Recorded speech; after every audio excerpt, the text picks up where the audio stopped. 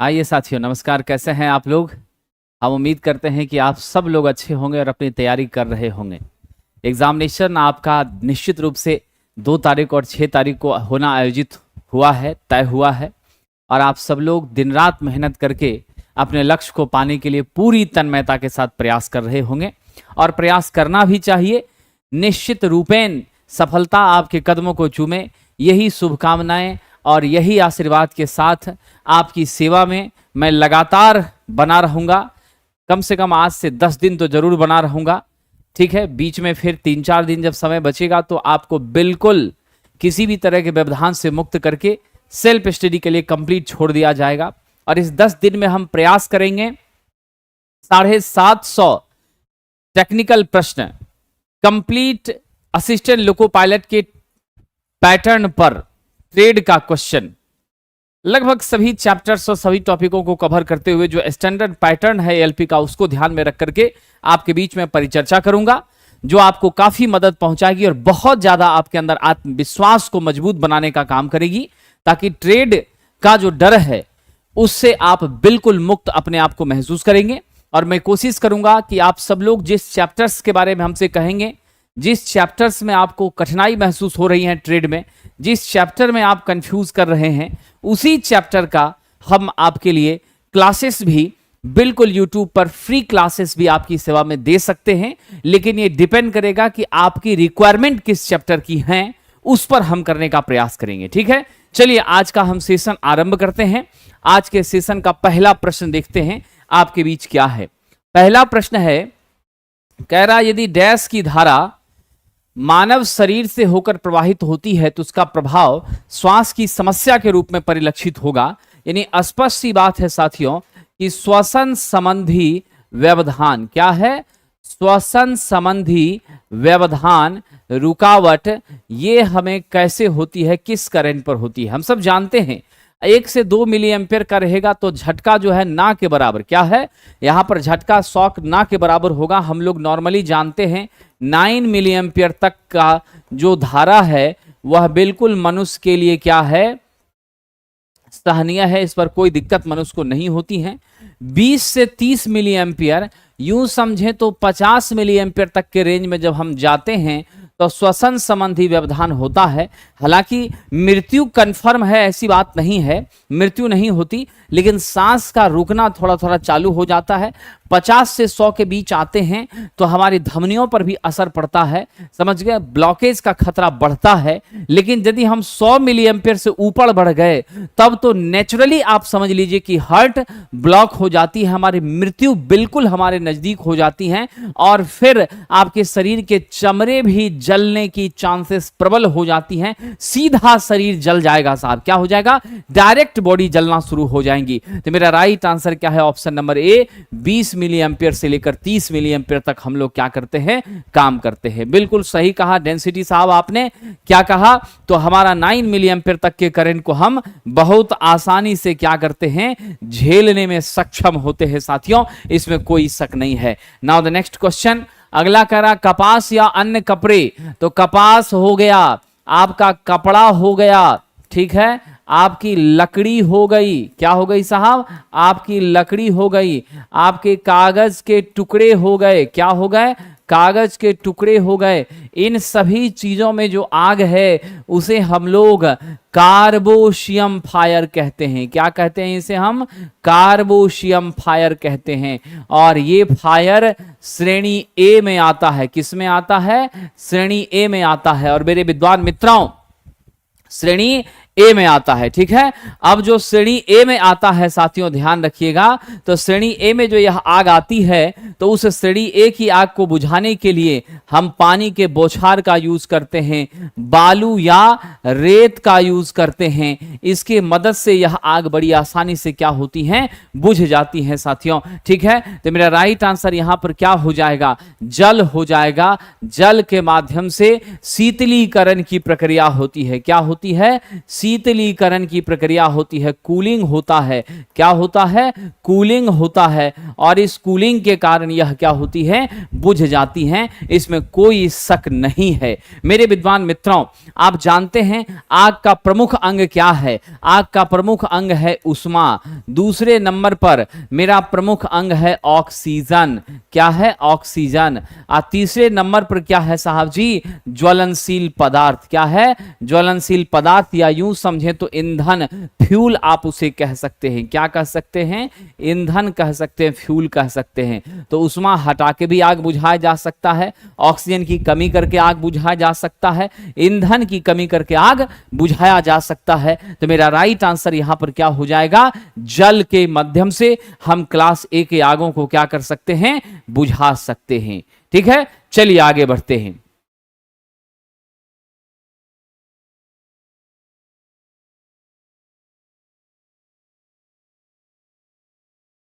चलिए next question हम लोग चलते हैं। तो मेरा राइट आंसर यहां पर क्या था? तो आपका साहब जल। क्या है मेरा? जल। आइए, कह रहा हेलोन अग्निशमक में कौन सी सामग्री भरी जाती है? तो हेलोन अग्निशमक जो है यह भी एक उत्तम गुणवत्ता का, अच्छी क्वालिटी का क्या है? तो आपका साहब फायर एक्सटिंग्विशर है, इसमें कोई शक नहीं है। और मेरे विद्वान साथियों ध्यान रखिएगा, इसमें ब्रोमो, क्लोरो, डाइफ्लोरो, मीथेन का प्रयोग करते हैं।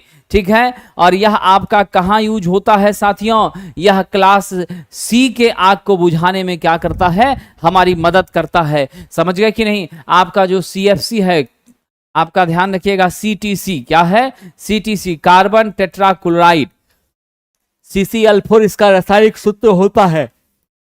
इसको हम लोग कार्बन टेट्राक्लोराइड के नाम से भी हम लोग जानते हैं। और कार्बन टेट्राक्लोराइड के माध्यम से भी हम इस तरह की आग को बुझाने का काम करते हैं। तो ब्रोमो, क्लोरो, डाइफ्लोरोमीथेन यह एक अत्यंत महत्वपूर्ण कंपोनेंट है, केमिकल कंपोनेंट है, जो हमारे हेलोन अग्निशमक में होता है। ठीक है, ध्यान रखिएगा साथियों। चलिए अगला प्रश्न, next question for this session. अगला कह रहा है रेती में प्रयुक्त होने वाली सामग्री। आप लोगों ने रेती को देखा होगा साहब। ठीक है, यह हमारी क्या होती है? हैंडल यहां लगी होती है, सैंक। इस हिसाब से जो है हमारा क्या होता है विद्वान मित्रों? नुकीला भाग आपका रहता है। हैंडल के भाग का जो हिस्सा है ये आपका एकदम ऐसे नुकीला रहता है। इस तरीके से हमारी क्या होती हैं? हमने फ्लैट रेती का यहाँ पर स्ट्रक्चर बनाया है। ठीक है, अब इसमें यदि कर्व रहेगा तो कर्व कहलाएगा। जिस हिसाब से इसके दांत कटे होंगे उस हिसाब से यह माना जाएगा। तो इस तरीके से इस पर क्या होता है? दांत कटा होता है। डबल रहेगा तो निश्चित रूप से क्या होगा? डबल कट रेती होगा। ठीक है, इसके माध्यम से हम मेटल को छीलने का काम करते हैं। ठीक है, क्या करते हैं? मेटल को छीलने का, उबर खाबर सतह को सपाट बनाने का, स्मूथ बनाने का काम करते हैं। कई प्रकार की हमारी रेती होती है। समान रूप से जो रेती है यह उच्च कार्बन स्टील की बनी होती है। क्या होती है? हाई कार्बन स्टील की बनी होती है। किसकी बनी होती है? हाई कार्बन स्टील की बनी होती है।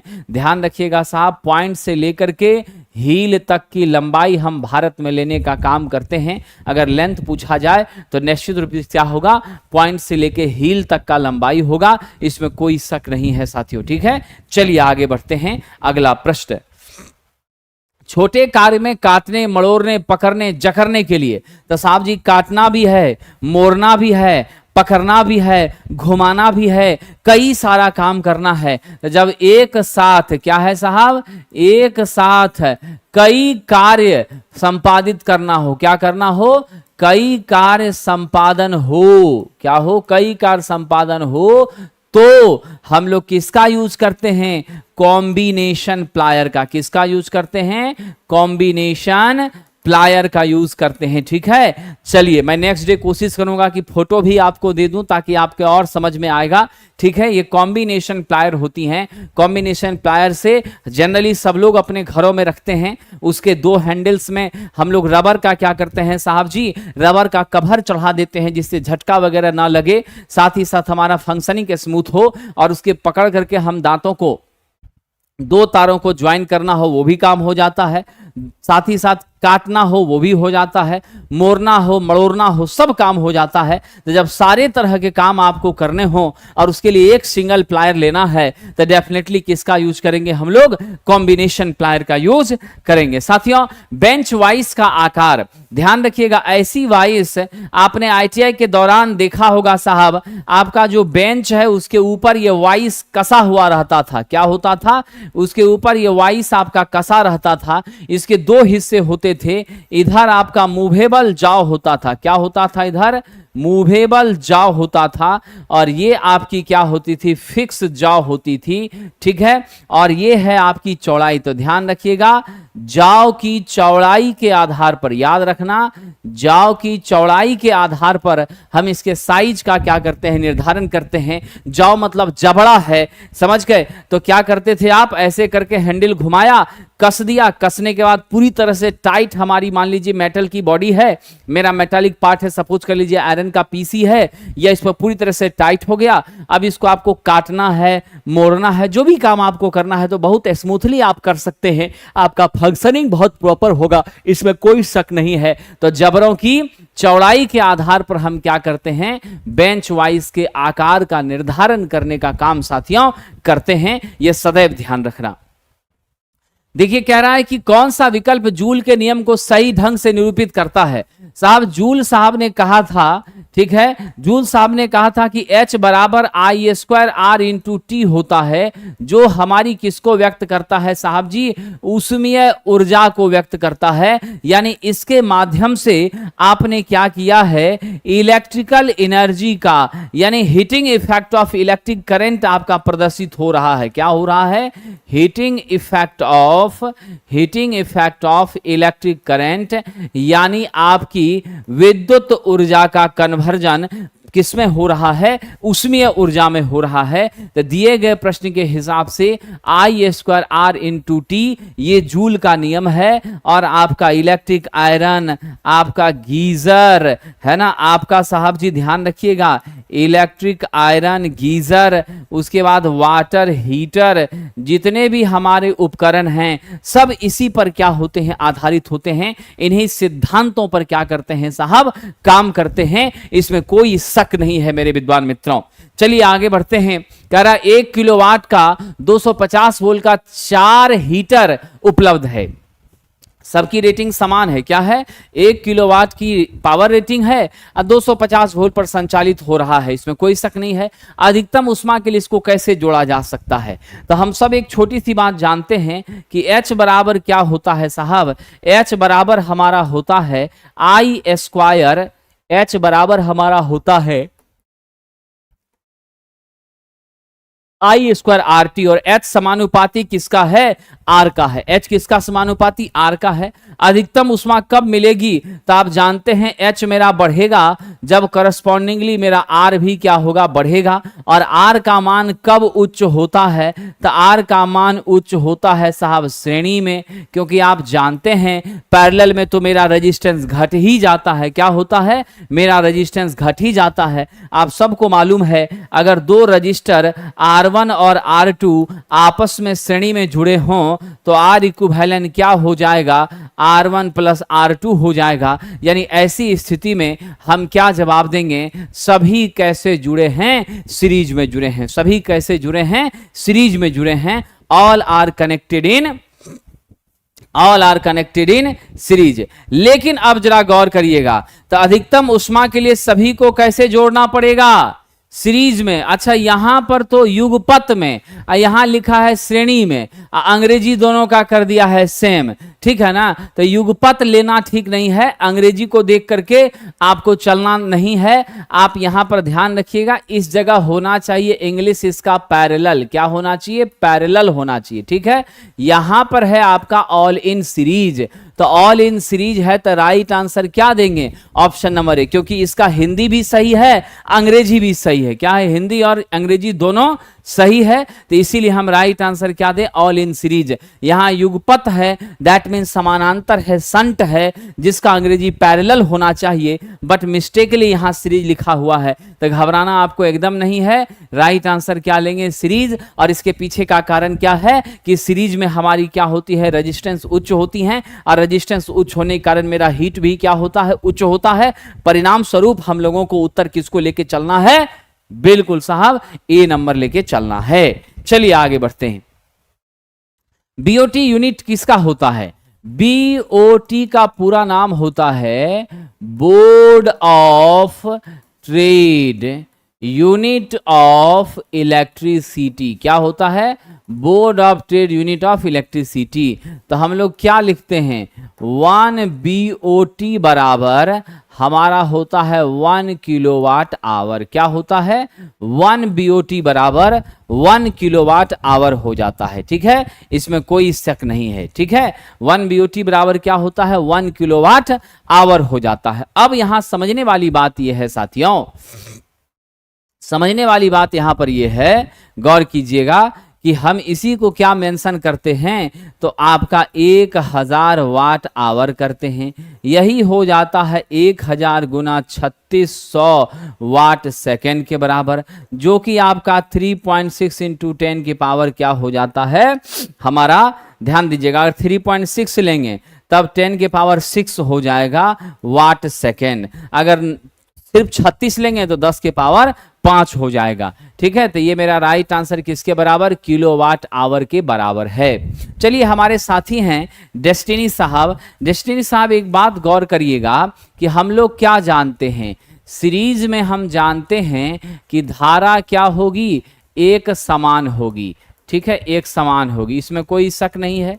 तो मेरी करंट तो आपकी एक समान है, करंट तो मेरी कांस्टेंट है, मेरी करंट कांस्टेंट है, यानी आई स्क्वायर पर कोई फर्क नहीं पड़ा, जितना है उतना ही है।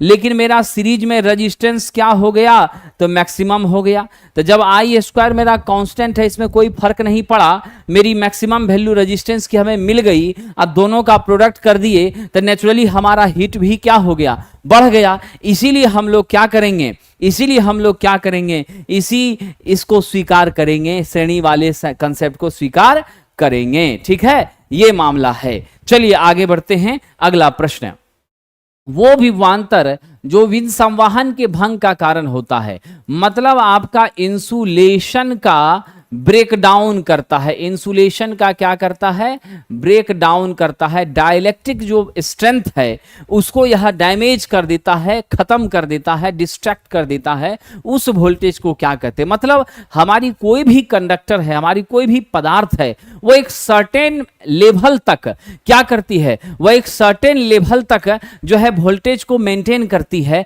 उतने तक वोल्टेज को सहने की क्षमता होती है। यदि उससे ज्यादा वोल्टेज आपने प्रदान कर दिया तो नेचुरली हमारी क्या होगी, इंसुलेशन छत विछत हो जाएगी, और फिर आपका शॉर्ट सर्किट की समस्या हो जाएगा, और फिर आपकी कंडक्टर जलकर राख हो जाएगी। ऐसी परेशानी आपको झेलनी पड़ जाती है। तो इसलिए साहब आप ध्यान रखिएगा, वह वोल्टेज जो भी संवहन के इंसुलेशन के भंग होने का कारण होता है, we are going with the right of that magnitude breakdown voltage. प्रतिरोधकता आप समझते हैं साहब जी, R बराबर होता है रो L बाय ए। यहां यह रो क्या है, मेरी प्रतिरोधकता है। और मेरे विद्वान मित्रों, इसी को स्पेसिफिक रेजिस्टेंस भी कहते हैं। इसी का यूनिट क्या होता है, ओम मीटर होता है साथियों। ठीक है कि नहीं, क्या होता है, ओम मीटर। डाइलेक्ट्रिक स्ट्रेंथ होता है कितना सह सकती है, और जितनी डाइलेक्ट्रिक स्ट्रेंथ अधिक होती है किसी भी पदार्थ की, खास करके इंसुलेटिंग पदार्थ की, वह उतना अच्छा कुचालक होता है, समझ गए। और परमिटिविटी जो है यह हमारी साहब जी विद्युतशीलता है। क्या है, विद्युतशीलता है। आपको याद होगा एब्सिलॉन के बारे में हमने चर्चा किया था, तो एब्सिलॉन से हम इसको क्या करते हैं, सूचित करने का साहब प्रयास करते हैं, इसमें कोई शक नहीं है मेरे विद्वान मित्रों। चलिए हम लोग आगे बढ़ते हैं, एंड द नेक्स्ट सेक्शन हम लोग देखने का प्रयास करते हैं। ठीक है, हमारा अगला प्रश्न क्या है, जल्दी से जवाब दीजिएगा। बिल्कुल, आपके दरवाजे पर परीक्षा दस्तक दे चुकी है और आप उस दौर में हैं जहां आपको सफलता पाना अत्यंत आपके लिए आवश्यक है। ऐसी स्थिति में प्रश्न है, एक वाटर हीटर की सहायता से एक से अधिक सर्विस बिंदु पर गर्म पानी पहुंचाने के लिए कौन सा वाटर हीटर लेंगे? यानी हमको ऐसा वाटर हीटर चाहिए जिससे यहां भी पानी पहुंचे, यहां भी पानी पहुंचे, यहां भी पानी पहुंचे, यहां भी पानी पहुंचे, मतलब अलग अलग बिंदुओं पर पानी पहुंचे। तो अलग अलग बिंदुओं पर पानी तभी पहुंचेगा जब प्रेशर आपका क्या होगा साहब? मैक्सिमम होगा, अधिकतम होगा। अगर प्रेशर कम होगा तो सब यहीं पर आपकी पानी आके आगे बढ़ेगी ही नहीं, फिर थोड़ी बढ़ी तो फिर आगे नहीं जाएगी। मतलब डिफरेंट डिफरेंट पॉइंट्स पर अगर हम चाहते हैं पानी को पहुंचाना, तो वैसी स्थिति में निश्चित रूप से हमें क्या करना चाहिए साथियों? तो हमें निश्चित रूप से प्रेशर टाइप वाटर हीटर का प्रयोग करना चाहिए। किसका प्रयोग करना चाहिए? प्रेशर टाइप वाटर हीटर का प्रयोग करना चाहिए। चलिए आगे बढ़ते हैं। अगला प्रश्न देखिए साहब जी क्या है।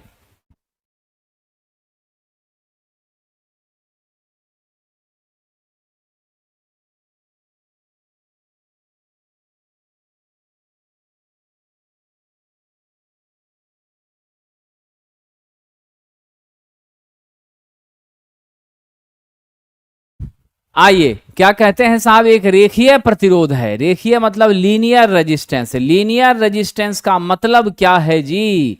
लीनियर रेजिस्टेंस का मतलब है कि हमारी वोल्टेज और करंट के बीच में कैसा संबंध होगा? बिल्कुल साहब जी, लीनियर संबंध होगा। कैसा संबंध होगा? लीनियर संबंध होगा। V और I एक दूसरे के बिल्कुल समानुपाती होगी और R बराबर तो जानते ही हैं, V बटा क्या हो जाती है? I हो जाती है। तो यहां पर स्पष्ट है कौन सा मेरा लीनियर रेजिस्टेंस है जिसका प्रतिरोध वोल्टेज के बढ़ने के साथ घट जाता है। जवाब दीजिए फटाफट। वोल्टेज बढ़ेगा तो मेरी रेजिस्टेंस घट जाएगी।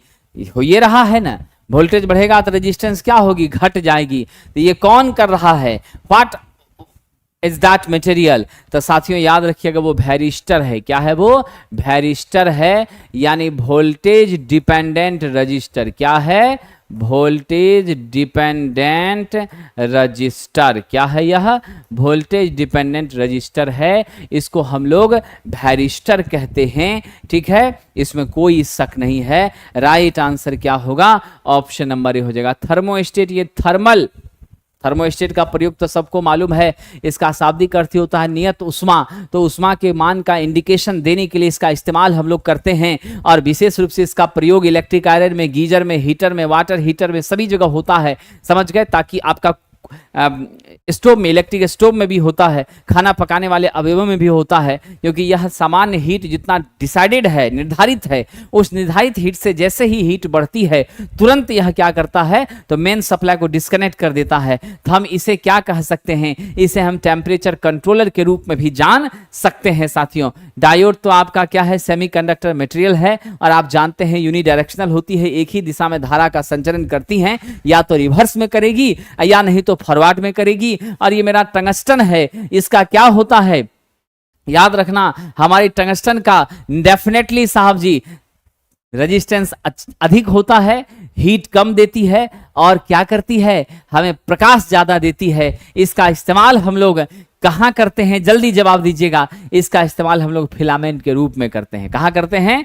फिलामेंट के रूप में करते हैं। ये सारी बेसिक बातें आप याद रखेंगे। मौर्या साहब मैं बिल्कुल ठीक हूं, आप लोगों के आशीर्वाद से, आप लोगों की दुआओं से, ठीक है, और आपकी सेवा में हाजिर हुआ हूं और प्रतिदिन 2 बजे आपकी सेवा में बना रहूंगा। ठीक है, और आप सब लोगों से मेरा निवेदन भी है कि जिस चैप्टर में ट्रेड में आपको दिक्कत महसूस हो रही होगी, आप उस चैप्टर के बारे में हमें कमेंट करके बताइएगा। मैं उसी का मैराथन, उसी का एक्सप्लेनेशन, उसी से संबंधित क्वेश्चन और उसी चैप्टर की थ्योरी का सार संग्रह जो है वो आपको मैं पढ़ाने का प्रयास करूंगा। ठीक है, ध्यान रखिएगा, सार संग्रह पढ़ाने का प्रयास करूंगा जो आपके ट्रेड में इस बार की एएलपी की परीक्षा में जो आपने एक बार परेशानी झेलने के बाद अब आप परीक्षा दोबारा देंगे 2 तारीख को, ठीक है, तो उसमें आपको फायदा पहुंच जाएगा। तो आपका जो आदेश होगा, आज्ञा होगा, आदेश पालक उसी की पूर्ति करने का प्रयास करेगा। चलिए आगे बढ़ते हैं साहब।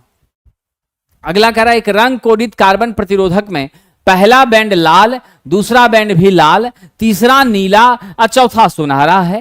तो देख लीजिए साहब स्थिति क्या है मेरी, ए बी सी और डी होती है।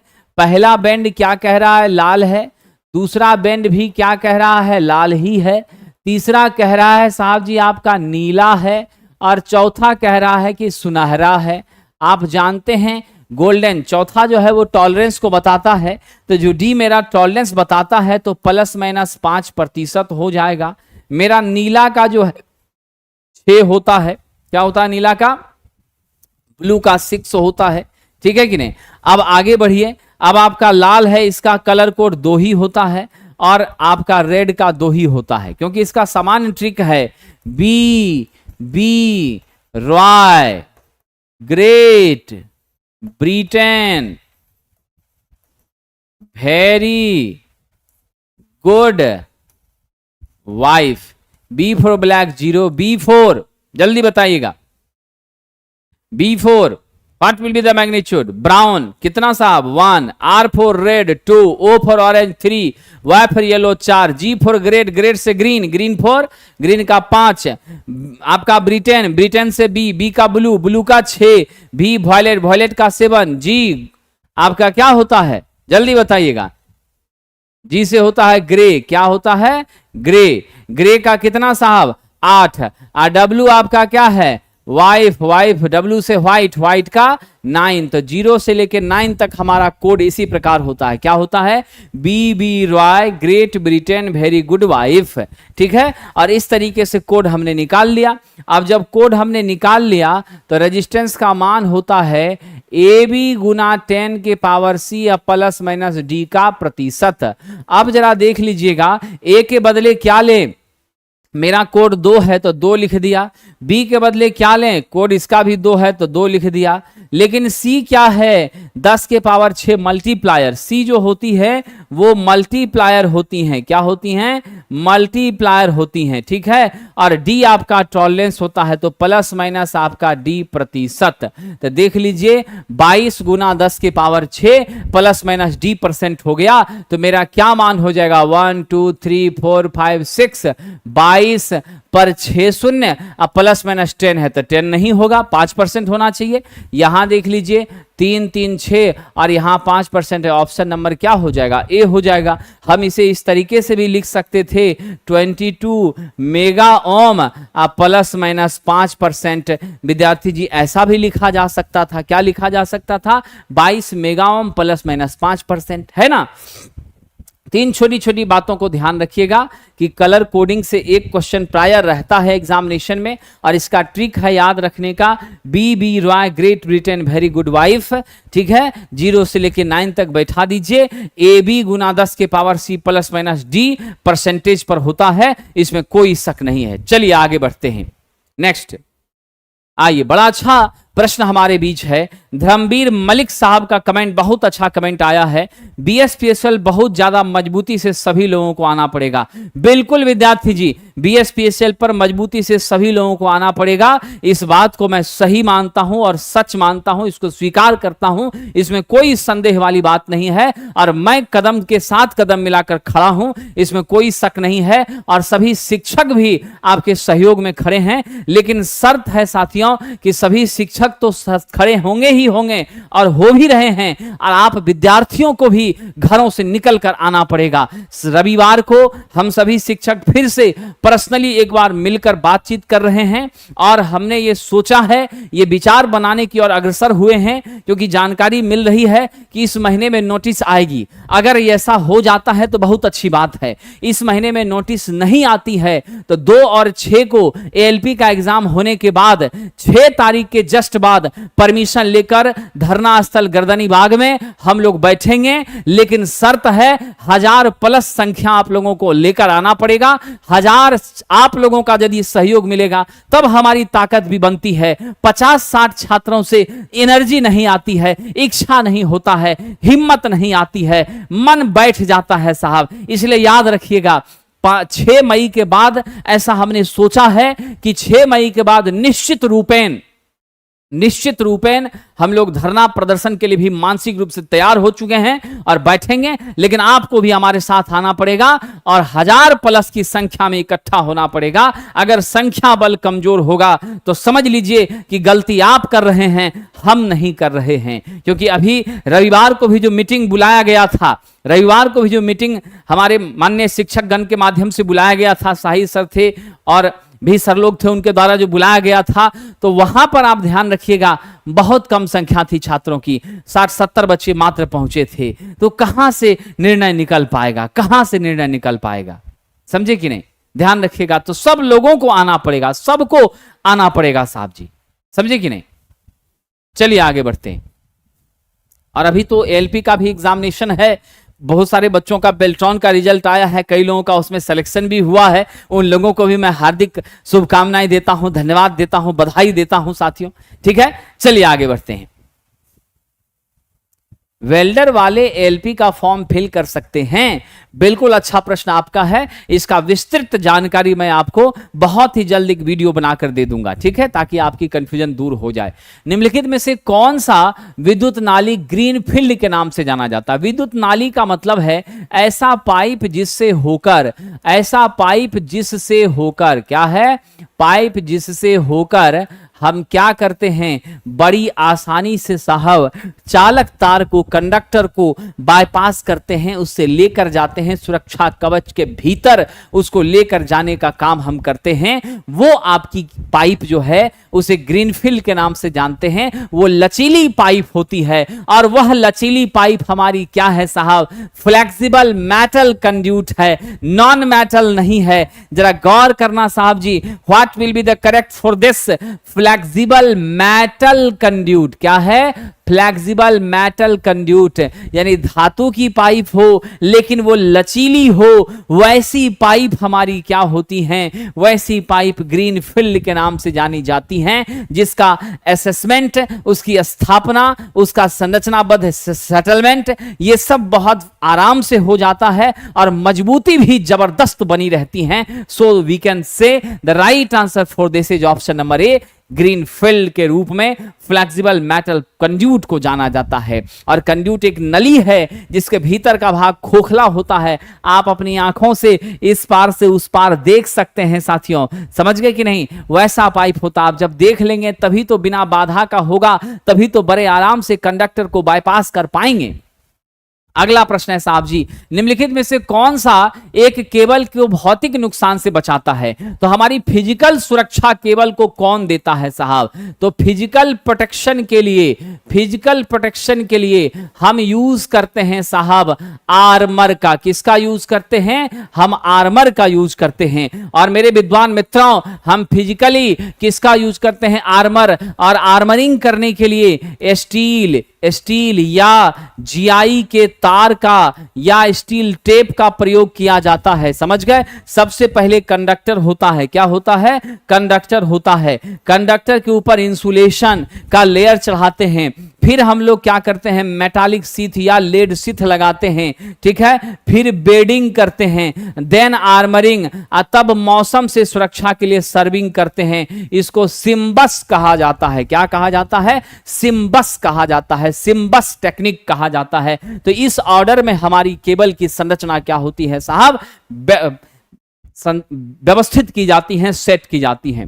नौजवानों, अगर आप इस टेस्ट का पीडीएफ चाहते हैं और इस टेस्ट को देकर के प्रैक्टिस करना चाहते हैं तो प्लेटफॉर्म ऑनलाइन टेस्ट एप्लीकेशन को डाउनलोड करना होगा और उस एप्लीकेशन पर साहब हमने यह टेस्ट प्रदान किया है 150 रुपए में। 10 टेस्ट है आपका, जिसमें फुल ट्रेड का 75 क्वेश्चन का टेस्ट है। इसे आप अनलिमिटेड टाइम दे सकते हैं और यह डिस्कशन की वीडियो भी आपको वहां प्राप्त हो जाएगी, पीडीएफ भी मिल जाएगा। उस पीडीएफ का आप प्रिंट आउट भी निकाल कर प्रैक्टिस कर सकते हैं। याद रखिएगा, सेशन 2, सेशन 1 भी हमारा है, जो 20 टेस्ट उसमें कंप्लीट करा दिया गया है, साथ ही साथ डिस्कशन भी पूरी कर दी गई है। ये अगला और नया 10 टेस्ट है, जिससे जुड़ करके आप अपनी तैयारी को मजबूती दे सकते हैं। ध्यान रखेंगे, प्लेटफॉर्म ऑनलाइन टेस्ट ये हमारा एप्लीकेशन है। और किसी तरह की जानकारी के लिए 7079212121 पर आप कम्युनिकेट कर सकते हैं। बहुत बहुत धन्यवाद। चलिए अगला प्रश्न है,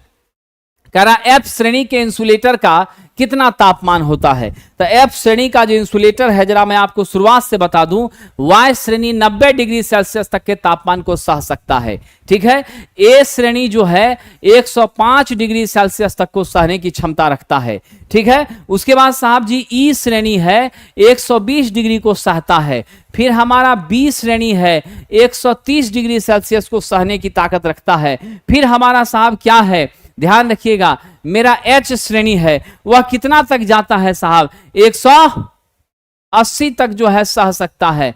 फिर हमारा क्या है साहब जी, सी श्रेणी है, यह 180 डिग्री सेल्सियस से क्या करता है, ऊपर को सहने का काम करता है। ठीक है कि नहीं। और जो मेरा एफ है वह कितना साहब, 155 डिग्री सेल्सियस को सहने की क्षमता रखता है। तो ये मेरा अलग अलग कैटेगरी में बांटा गया है। किसको अलग अलग कैटेगरी में हमने बांटा है, इंसुलेटिंग सामग्री को, उसकी क्षमता, ताप सहने की क्षमता के आधार पर। तो एफ श्रेणी का जो पदार्थ है वह 155 तक डिग्री सेल्सियस तक ताप को सहने में समर्थवान होता है, सक्षम होता है, इसमें कोई शक नहीं है। बिल्कुल सही कहा है स्पैरो साहब। YAE क्या होता है, YAE BFHC, सबसे पहले क्या है Y, तब क्या है A, तब क्या है E, फिर क्या है B, फिर क्या है F, फिर क्या है H, फिर क्या है C। तो सर्वाधिक कौन सहता है, तो सर्वाधिक सहता है मेरा C। सबसे न्यूनतम कौन है जी, तो मेरा Y है। न्यूनतम कौन है, Y है, और सर्वाधिक मेरा क्या है, C है। इसमें कोई शक नहीं है। चलिए आगे बढ़ते हैं। विद्यार्थी जी, टेस्ट के क्वेश्चंस कंप्लीटली आपके क्या हैं, बायलिंगुअल हैं, और एक्सप्लेनेशन मैं आपके आंखों के सामने कर रहा हूं। ये एक्सप्लेनेशन की जो भाषा है उसको आप सिंगल लैंग्वेज समझिए, डबल लैंग्वेज समझिए, बायलिंगुअल समझिए, वो आप अपने समझ के हिसाब से निर्णय ले सकते हैं। ठीक है कि नहीं। तो हमारी क्वेश्चन बिल्कुल आपकी क्या है, बाइलिंगुअल है। एक्सप्लेनेशन में साक्षात आपके सामने कर रहा हूं। अगर अंग्रेजी भाषा में आपको मदद की जरूरत महसूस होती है तो आप बेहिचक पूछ लेंगे, मैं जरूर उसका इस्तेमाल करता हूं। टेक्निकल टर्म तो आपकी सेवा में अंग्रेजी में ही उच्चारित करने का मैं प्रयास करता हूं। ठीक है, चलिए। बेल्टेड केबल का प्रयोग विद्युत स्थापना में, विद्युत इंस्टॉलेशन में किस वोल्टेज स्तर तक किया जा सकता है। तो बेल्टेड केबल का प्रयोग कहां तक किया जा सकता है। ठीक है, अब इसमें जरा समझ लीजिएगा। ठीक है कि नहीं। अब यहां ध्यान दीजिएगा साहब जी, बहुत अच्छा प्रश्न है। बेल्टेड केबल का प्रयोग हम लोग मात्र कितना तक करते हैं जी, 22 kV तक के लिए हम लोग करते हैं। 22 kV तक के लिए बेल्टेड केबल का प्रयोग करते हैं, इसमें कोई शक नहीं है। ठीक है, चलिए आगे बढ़ते हैं। देखिए तुषार साहब जी, it is not possible to provide a complete material on English, we are trying for that but we are not successful. हमने कोशिश किया था कि अंग्रेजी में भी बुक को पब्लिश किया जाए, बट फीडबैक जो है वो बहुत सही नहीं था, इस कारण हमने प्लान को चेंज किया। बट हम प्रयास ये कर रहे हैं कि 2025 का जो एएलपी है, उस 2025 के एएलपी के लिए इंग्लिश में मटेरियल को हम रीडिजाइन कर सकें। जो अब नई वैकेंसी आ रही है 6 तारीख और 2 तारीख के एग्जाम में तो आपकी मदद वो नहीं कर पाएगा, लेकिन जो next examination for the purpose of 9970 post के लिए आया है, उसमें अंग्रेजी में भी इलेक्ट्रीशियन के मटेरियल को हम प्रदान करने का प्रयास करेंगे और आपकी सेवा करने का प्रयास करेंगे, इसमें कोई शक नहीं है। चलिए आगे बढ़ते हैं। बेल्टेड केबल 22 kV तक के लिए यूज होता है। साहब जी, निम्नलिखित में से किस कुचालक पदार्थ के लिए डाइलेक्ट्रिक स्ट्रेंथ के माप की जांच की जाती है। तो ध्यान रखिएगा, कुचालक पदार्थ जो है उसके डाइलेक्ट्रिक स्ट्रेंथ को जांचना पड़ेगा कि भाई कितना तापमान को यह सह सकता है, कितने तक के लिए यह सक्षम होता है। ठीक है,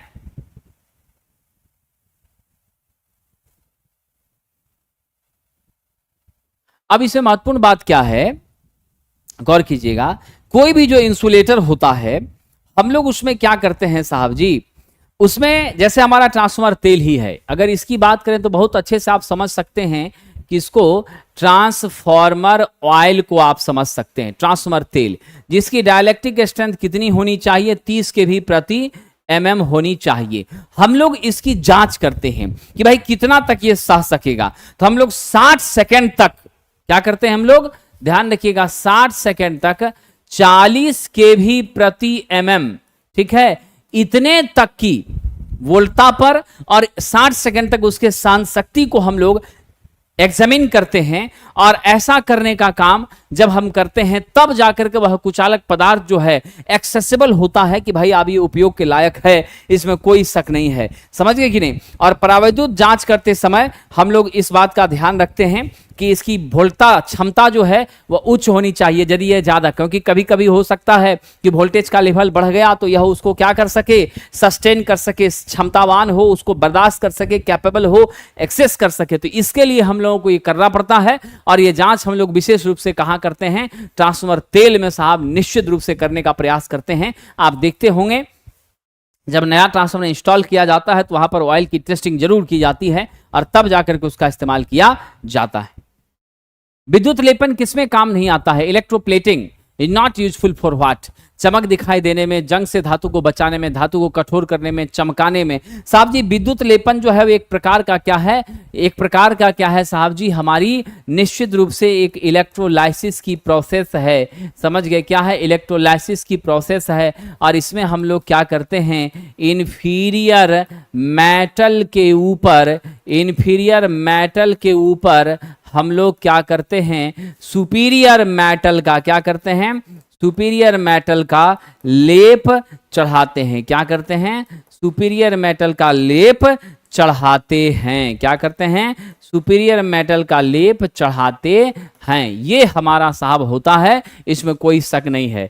तो इन्फीरियर मेटल के ऊपर सुपीरियर मेटल का लेप चढ़ाना, this is the process of electroplating, और it happens only on the supply of DC. यह सिर्फ और सिर्फ किस पे होता है? डीसी सप्लाई पर ही साहब जी प्रयोग में लिया जाता है। ठीक है, आइए, इसमें कोई शक नहीं है।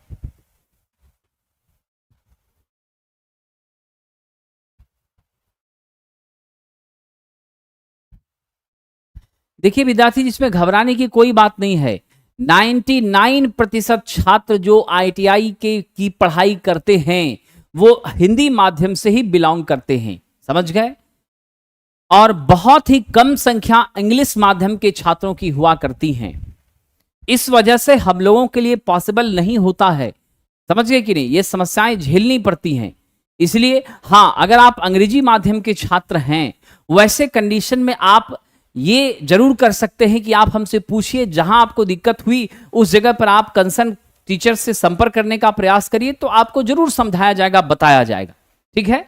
और जहां तक बात है मटेरियल्स की, तो हमने तो स्पष्ट हमने कहा है कि अभी वर्तमान में यह संभव नहीं है कि अंग्रेजी में मटेरियल आपका इंस्टेंट डेवलप करके दिया जा सके।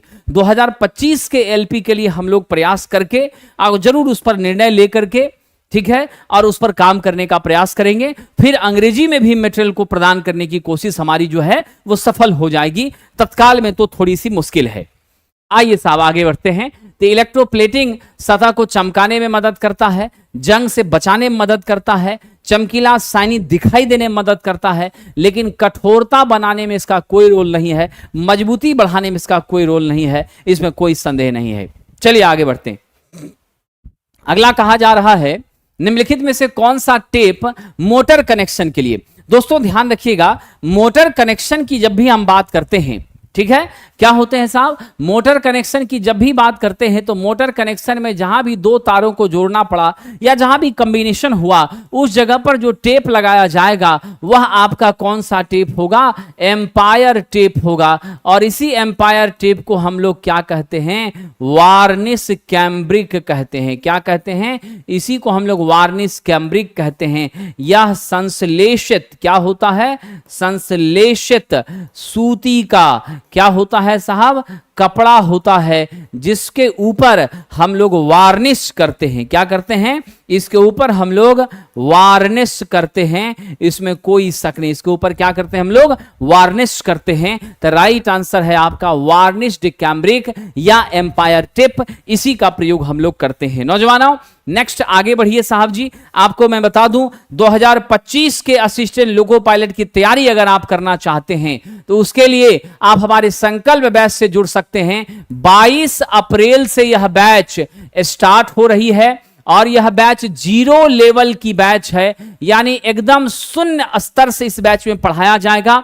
6 महीने की कम से कम क्लासेस होंगी। आप देख रहे थे इस बार किस तरीके से अचानक से सीबीटी 1 के रिजल्ट के बाद सीबीटी 2 का डेट आ गया और बहुत सारे बच्चे ट्रेड को लेकर बहुत परेशान हो गए, है ना। आपाधापी हो गई और ट्रेड बहुत मायने रखता है, क्योंकि यदि इसमें क्वालिफाई नहीं किए तो आपका सीबीटी 2 का कॉपी चेक नहीं होता है।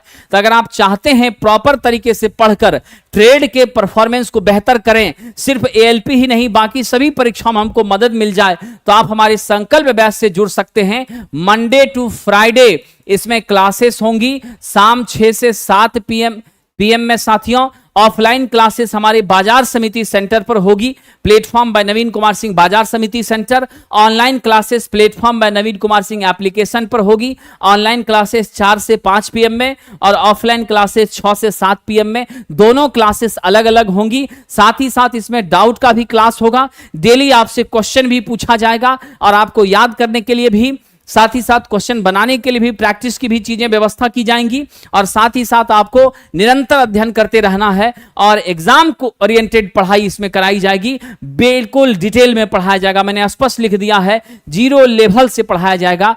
इसलिए अगर आप जुड़ना चाहेंगे तो निश्चित रूप से जुड़ सकते हैं। Sankalp batch assistant loco pilot platform by Naveen Kumar Singh संस्थान। विशेष जानकारी के लिए संपर्क करिएगा 7070177240 7070-177-240 पर कॉल करके आप विशेष जानकारी ले सकते हैं। इलेक्ट्रीशियन और वायरमैन दोनों ट्रेड के छात्रों के लिए यह बैच है। अगला प्रश्न है हमारा साहब, अगला प्रश्न कह रहा है 5 वोल्ट ईएमएफ 0.1 ओम के आंतरिक प्रतिरोध वाला एक बैटरी 1 ओम के बाह्य प्रतिरोध से जुड़ा हुआ है, शॉर्ट सर्किट की करंट बता दीजिए। देखिए साहब जी कह रहा है कि प्लस माइनस यहां पर 5 वोल्ट है, इंटरनल रेजिस्टेंस मेरा क्या है 0.1 ओम है। ठीक है, क्या है 0.1 ओम है। क्वेश्चन बड़ा मजेदार है, आप लोग बना भी लिए होंगे मुझे विश्वास है। अब इसके साथ ऐसी परिस्थिति हो गई कि यहां शॉर्टेड पाथ है, इस जगह पर 1 ओम का रजिस्टर है। अब आपसे कह रहा है इस शॉर्टेड पाथ का करंट बताइए। जब ऐसा सिचुएशन हो तो इस ब्रांच से करंट बिल्कुल नहीं जाती है, करंट सारी की सारी क्या हो जाती हैं, आपके इसी भाग से जाती हैं, समझ गए। और ये मेरा क्या हो जाता है, शूट थ्रो हो जाता है, यानी इसका कोई मीनिंग ही नहीं बचता, क्योंकि करंट का स्वभाव है करंट ऑलवेज ट्राई टू, ठीक है, क्या होता है साहब, current always try to passes through the shortest path. Current हमेशा छोटे रास्ते से जाना चाहती हैं, इसलिए सब की सब इधर से चली जाती हैं। इसलिए यहां पे आईएससी का मान हो जाएगा 5 वोल्ट बटा रजिस्टर 0.1 बराबर आपका 50 एम्पियर हो जाएगा। We are going with the right answer option number C, 50 ampere. क्या हो जाएगा, 50 एम्पियर हो जाएगा। चलिए आगे बढ़ते हैं, अगला प्रश्न।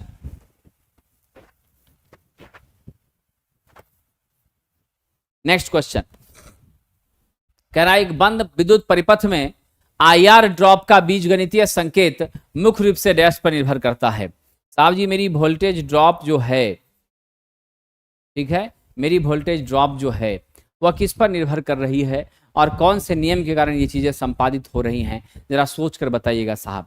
ये आईआर ड्रॉप कहीं न कहीं क्या होती हैं, डायरेक्शन ऑफ करंट पर डिपेंड करती हैं। क्या होती हैं, डायरेक्शन ऑफ करंट पर डिपेंड करती हैं, समझ गए। और यह आईआर ड्रॉप हमारा समेशन ऑफ भी must be equal to summation of IR that must be equal to 0 होता है। साथियों कहने का यह तात्पर्य है, यह मेरे किरचॉफ्स वोल्टेज लॉ पर आधारित है। और यह किरचॉफ्स वोल्टेज का लॉ जो है वह किस पर आधारित है, तो ऊर्जा संरक्षण के सिद्धांत पर। किस पर आधारित है, यह ऊर्जा संरक्षण के सिद्धांत पर आधारित है। याद रखिएगा, ऊर्जा संरक्षण के सिद्धांत पर आधारित है, इसमें कोई शक नहीं है। ठीक है, तो हम लोग राइट आंसर किसे दे दें, यह डिपेंड करता है धारा के प्रवाह की दिशा पर। किस पर निर्भर करता है, धारा प्रवाह की दिशा पर निर्भर करता है, समझे कि नहीं।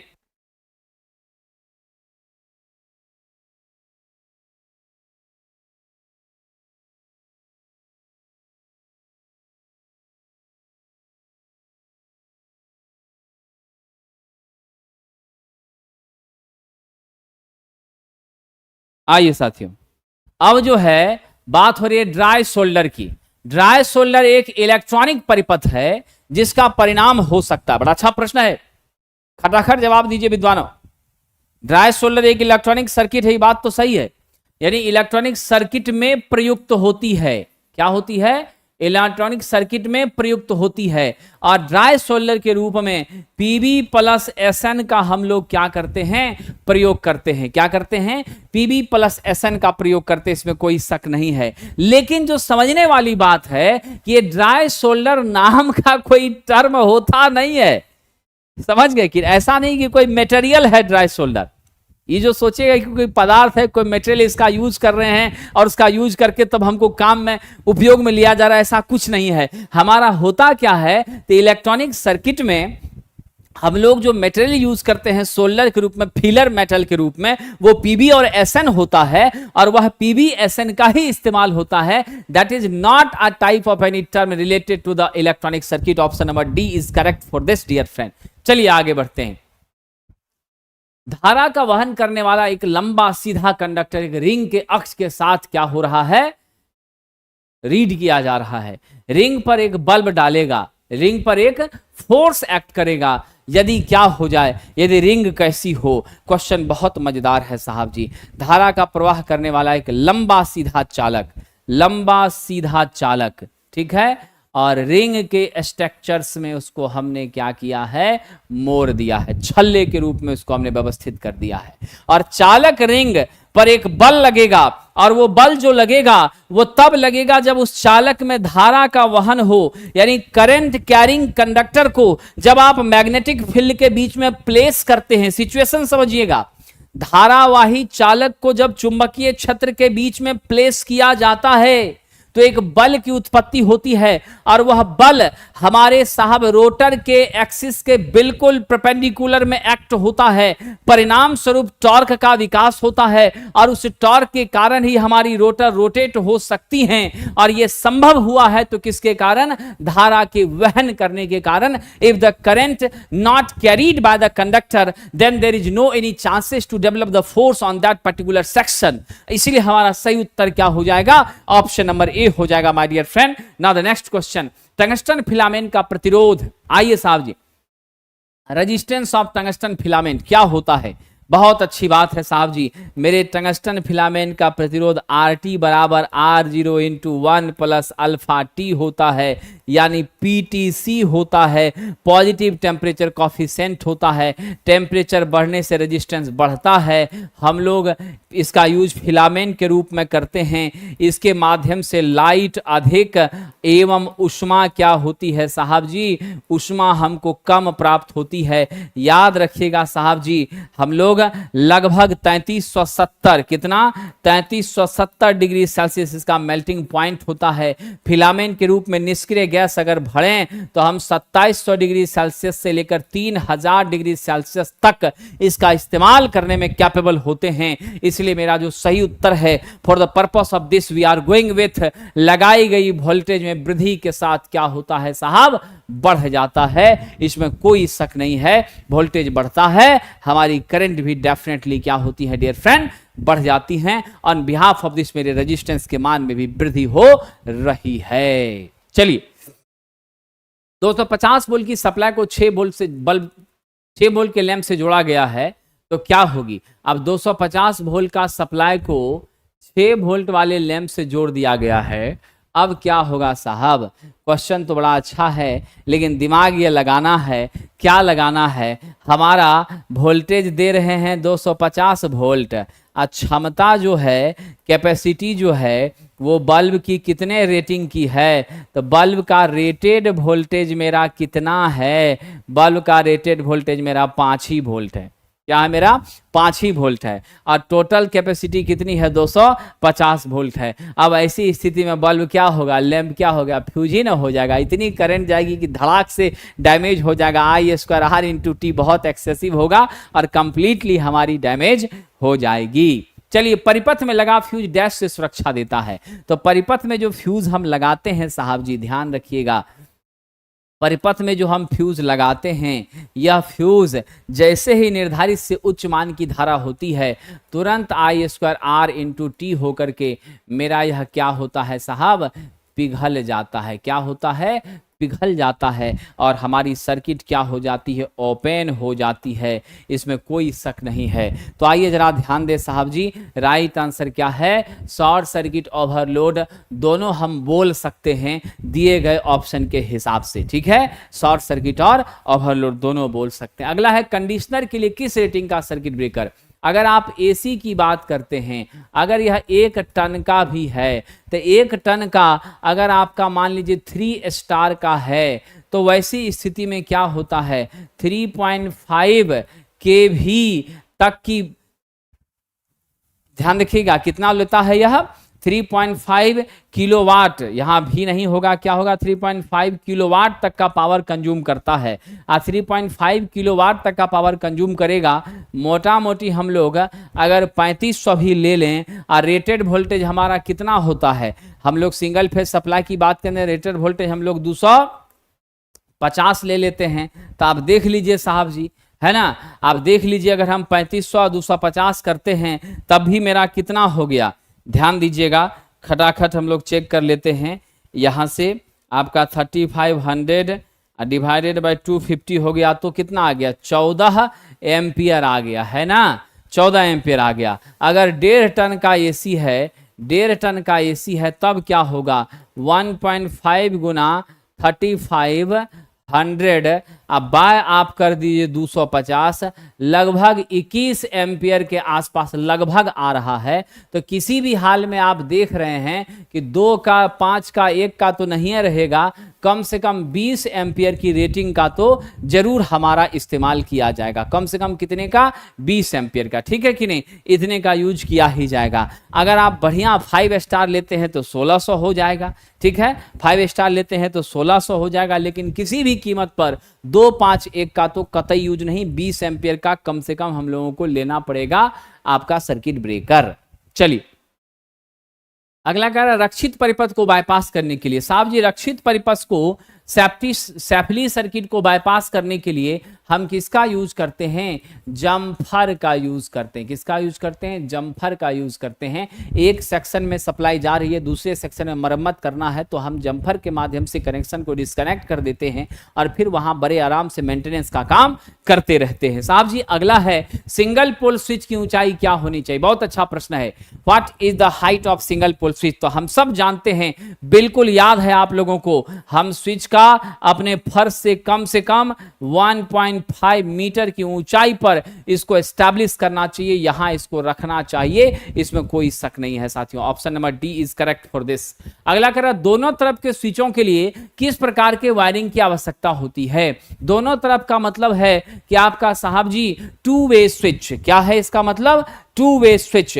तो 2 वे स्विच के लिए हम कहां पर इस्तेमाल करते हैं, सीढ़ी नुमा वायरिंग में, जीने की वायरिंग में। कहां करते हैं, जीने की वायरिंग में, या यूं समझें तो स्टेयर केस वायरिंग में। कहां साहब, स्टेयर केस वायरिंग में हम इसका क्या करते हैं, प्रयोग करते हैं, 2 वे स्विच का प्रयोग करते हैं। तो राइट आंसर क्या है, ऑप्शन नंबर डी है, इसमें कोई शक नहीं है। चलिए निम्न में कौन सा कथन सही है, बैटरी अर्धचालक पदार्थ से बनी है। कहां से सही लग रहा है जी, सेल बैटरी से बने होते हैं, ठीक है।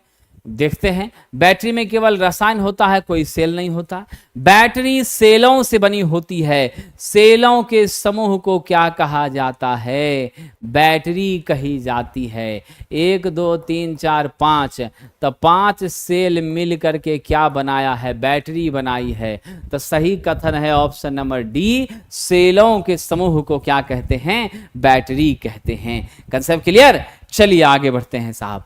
अगला कह रहा है निम्न विद्युत मापदंडों का कौन सा संयोजन बैटरी के स्वास्थ्य को व्यक्त करने का संकेत देता है। तो बैटरी का स्वास्थ्य कौन बताता है, जरा गौर करिएगा साहब, बहुत अच्छा प्रश्न है। We are going with this. आपका वोल्टेज बताता है, आपकी क्षमता बताती है, आपकी दक्षता बताती है, ये चारों हमारी क्या है, बैटरी के संकेत को बताने का काम करती है।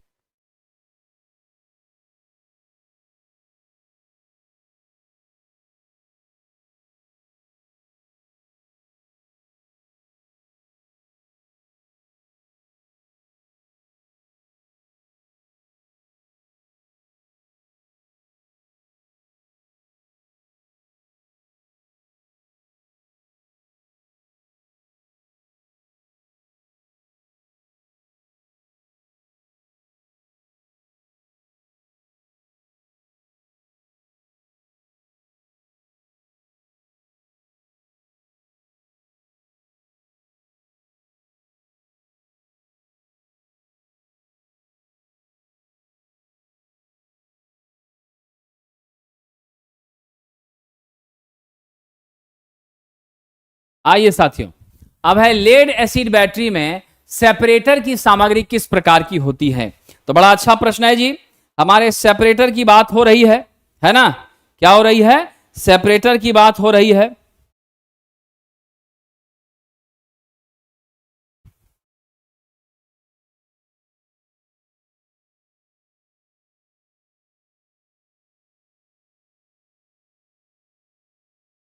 एक मिनट दोस्तों,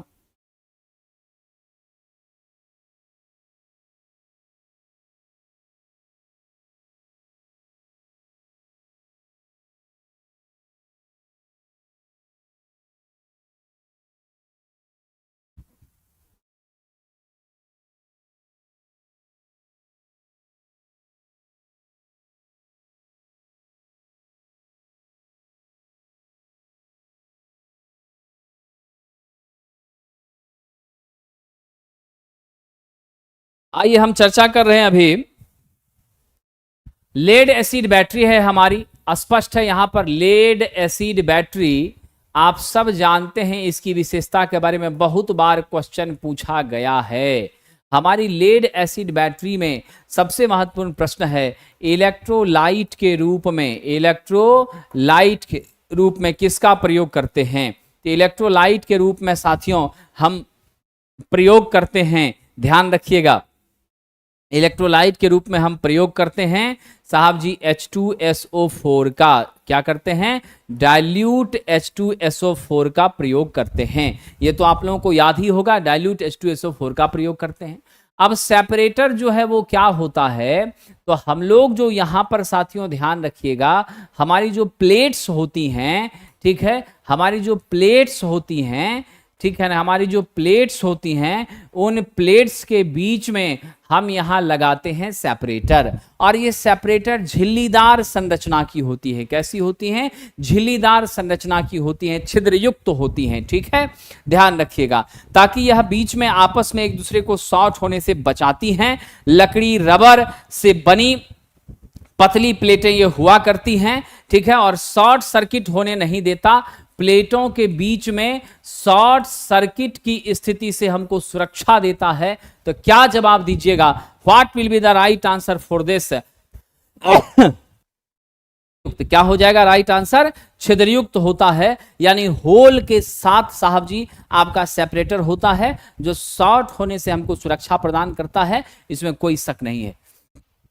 नेक्स्ट आइए, कह रहा बैटरी हमारी आवेशित करते समय विद्युत अपघटय तापमान डैश से अधिक नहीं होना चाहिए। ठीक है, बैटरी आवेशित करते समय विद्युत अपघटय का तापमान 40 डिग्री सेल्सियस से अधिक कभी भी नहीं होना चाहिए। अगर 40 से अधिक तापमान है तो यह कहीं से भी हमारे लिए उचित नहीं है, यह ध्यान रखिएगा। समझ गए कि नहीं? उससे अधिक जब होगा तो हमारा इलेक्ट्रोलाइट डेफिनेटली क्या कर जाएगा साहब? शॉर्ट करना शुरू करेगा। हमारे जितने भी प्लेटें हैं और इलेक्ट्रोलाइट के बीच में शॉर्ट सर्किट की स्थिति पैदा होनी शुरू हो जाएगी। हमारे सेपरेटर्स का कोई बस नहीं चलेगा, वो बेचारा कमजोर, मजबूर और असहाय महसूस करेगा। राइट आंसर क्या होगा? B, 40 degree Celsius is the adjustable temperature. श्रृंखला में जुड़े 10 शुष्क सेल, तो सीरीज में हमने क्या जोड़ा है? श्रेणी में हमने साहब जी 10 ड्राई सेल को जोड़ा है। क्या जोड़ा है? 10 ड्राई सेल को जोड़ा है। और यह क्या कर रहा है? 15 वोल्ट का वोल्टेज दे रहा है। ठीक है, सही बात है। अब इसी को हम पैरेलल में जोड़ देते हैं, तो जरा देख लीजिएगा कि एक सेल का वोल्ट कितना, एक सेल की वोल्टता जब हम निकालेंगे तो 10 मिलकर के 15 किया है, तो 15/10 मतलब 1.5 वोल्ट हो गया, है ना। एक सेल 1.5 वोल्ट का हुआ। अब कह रहा है कि सारे सेल को हम पैरेलल में जोड़ देते हैं तो टोटल क्या? आप तो जानते हैं पैरेलल में करंट बढ़ती है, वोल्टेज नहीं, वोल्टेज समान होता है। जब इसी सेल को समांतर में जोड़ा जाए, याद रखिएगा 10 सेल को कैसे जोड़ा जाए? समांतर में जोड़ा जाए। कैसे जोड़ा जाए? समांतर में जोड़ा जाए, तब हमारा कितना मान हो जाएगा? मात्र 1.5 वोल्ट ही हमको मिलेगा। कितना मिलेगा? 1.5 वोल्ट ही मिलेगा। जितना है उतना ही रहेगा। चलिए अगला प्रश्न, नेक्स्ट क्वेश्चन कह रहा है एक बैटरी जिसका आवेश डिस्चार्ज होने के बाद पुनः प्राप्त किया जा सकता है। एक बैटरी जिसका आवेश क्या होता है, डिस्चार्ज होने के बाद पुनः प्राप्त किया जा सकता है। तो डिस्चार्ज होने के बाद पुनः यदि प्राप्त किया जा सकता है तो क्या होगा, कौन सी बैटरी है, ड्राई सेल रिचार्जेबल है क्या, नहीं है, वोल्टाइक सेल है क्या, नहीं है, प्राइमरी सेल है क्या, नहीं है, सेकेंडरी सेल है, यह रिचार्जेबल सेल है। क्या है साहब, रिचार्जेबल सेल है। याद रखिएगा इसकी रासायनिक अभिक्रिया क्या होती है, इसकी रासायनिक अभिक्रिया जो है मेरे विद्वान मित्रों, यह रिवर्सिबल होती है। क्या होती है, रिवर्सिबल होती है, उत्क्रमणीय होती हैं। इसलिए राइट आंसर क्या होगा, ऑप्शन नंबर सी। चलिए, जैसे लेड एसिड सेल है, ये सब आपकी क्या है, निश्चित रूप से हमारी रिचार्जेबल सेल है। किसी 6 वोल्ट का सीसा एसिड बैटरी का आंतरिक प्रतिरोध 0.01 है। आपके पास 6 वोल्ट है हमारा वोल्टेज, इंटरनल रेजिस्टेंस है 0.01 ओम। ठीक, अब कह रहा है कितनी करंट इससे प्रवाहित होगी। सपोज कर लीजिए यहाँ पर कोई मेरा लोड ही है, सपोज कर लीजिए यहाँ मेरा क्या है, यहाँ पर कोई मेरा, just a second dear friend, यहाँ मेरा कोई लोड ही है। अब आपसे पूछ रहा है करंट, खटाखट बता दीजिए, क्या जवाब दीजिएगा विद्वान मित्रों। बड़ी उम्मीद है आप लोगों से, कोशिश करके देखिए। होता क्या है साहब, मेरा जो यहाँ पर आई होता है ई by internal resistance plus external resistance होता है।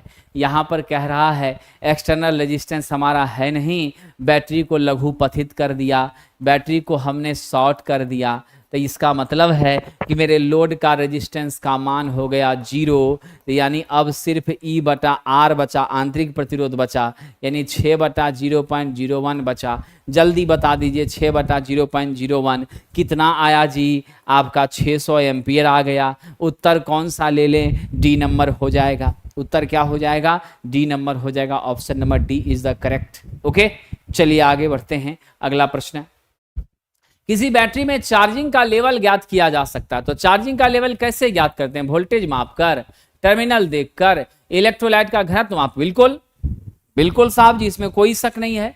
लेकिन समझने वाली बात क्या है, यहाँ पर जो सबसे एप्रोप्रिएट मेथड है वो ये है, टर्मिनल तो हम देख सकते हैं लेड एसिड में, लेकिन यहाँ लिखा तो नहीं है कि लेड एसिड सेल है, यहाँ सिर्फ कहा है बैटरी की बात कर रहा है। हो सकता है निकेल कैडमियम हो, है ना। तो हमारे पास सबसे महत्वपूर्ण चीज है इलेक्ट्रोलाइट का घनत्व। अगर इलेक्ट्रोलाइट के घनत्व की बात हम करें, ठीक है, इंपॉर्टेंट ये है, लेकिन अगर यहां पर कह दे लेड एसिड सेल कह दे तो चॉकलेटी रंग और हल्का स्लेटी रंग देख करके हमको पता चल जाता है चार्ज हो गया है। वोल्टेज की क्षमता प्रति सेल 2.2 वोल्ट होती है, 2 वोल्ट होती है। अगर फुल है इसका मतलब चार्ज है। अगर आपका 1.28 से लेकर 1.30 के बीच में मेरा घनत्व है तब अभी फुल्ली चार्ज है। तो कुल मिलाकर के तीनों बातें सही फिट बैठती हैं। सबसे ज्यादा बढ़िया है इलेक्ट्रोलाइट चेक करना, लेकिन ये तीनों के सहारे हम कहीं ना कहीं सक्षम है यह जांचने में कि मेरी क्या हो रही है, measurement of charging capacity of charging, the क्षमता जो बैटरी की है वो मुझे प्राप्त हो जाती है, पता चल जाती है कि चार्ज फुल है कि नहीं है। राइट आंसर क्या देंगे, ऑप्शन नंबर डी दे देंगे। साथियों अगला प्रश्न है, गैल्वेनीकरण डैश का लेपन है, गैल्वेनाइजेशन, इसमें क्या किया जाता है। गैल्वेनाइज्ड आयरन का नाम आपने सुना है, जीआई। सबसे ज्यादा प्रयोग हम लोग अर्थिंग के लिए इसका किया करते हैं, जंगरोधी होता है। क्या होता है, जंगरोधी होता है। तो साहब जी इस पे कौन सा लेप चढ़ता है, इस पे जिंक का लेप चढ़ता है। किसका लेप चढ़ता है, इस पर जिंक का लेप चढ़ता है, इसमें कोई शक नहीं है। विद्वानों, किसी चुंबकीय पदार्थ की चुंबकनशीलता किसमें परिवर्तन होने पर बदल सकती है, आखिर क्या चेंज होगा तो उसकी चुंबकनशीलता बदलेगी। प्रतिरोध से, वोल्टेज से, करंट से कोई मतलब नहीं है। टेम्परेचर के बढ़ने से हमारी क्या होती है, जो चुंबकनशीलता म्यू है उसके मान में बदलाव होता है, उसमें परिवर्तन होती है। जब आप एक्सेसिव टेम्परेचर तक गर्म कर दीजिएगा तो फिर क्या होगा, हमारी चुंबक का चुंबकत्व का गुण खत्म हो जाता है। इसमें कोई शक साथियों नहीं है, ये ध्यान देंगे। Right answer is option number D. Now चुंबकीय परिपथ में चुंबकीय फ्लक्स किसके द्वारा उत्पन्न होता है? तो साहब जी चुंबकीय फ्लक्स के लिए जो जिम्मेदार तत्व है वह मेरा है मैग्नेटोमोटिव फोर्स। क्या है वह? मेरा मैग्नेटोमोटिव फोर्स है, एमएमएफ है। जिस तरह से हमारी ईएमएफ किसी भी कंडक्टर से होकर इलेक्ट्रिक करंट के पास होने के लिए जिम्मेदार होती हैं, ठीक उसी प्रकार हमारी चुंबकीय वाहक बल जिम्मेदार होती हैं फ्लक्स के एसोसिएशन के लिए, फ्लक्स के प्रवाह के लिए जिम्मेदार होती हैं, इसमें कोई शक नहीं है। और इस एमएमएफ का जो आप साहब जी यूनिट लिखेंगे NI, इसका गणितीय मान होता है और इसको हम लोग कैसे व्यक्त करते हैं? तो एम्पियर टर्न से क्या करते हैं साहब जी? व्यक्त करते हैं एम्पियर टर्न। AT से इसको सूचित किया जाता है। और विद्यार्थियों चुंबकीय फ्लक्स को फाई से सूचित किया जाता है और इसका ऐसा यूनिट होता है वेबर। क्या होता है? वेबर होता है। ये ध्यान रखिएगा साहब, ठीक है। चलिए आगे बढ़ते हैं।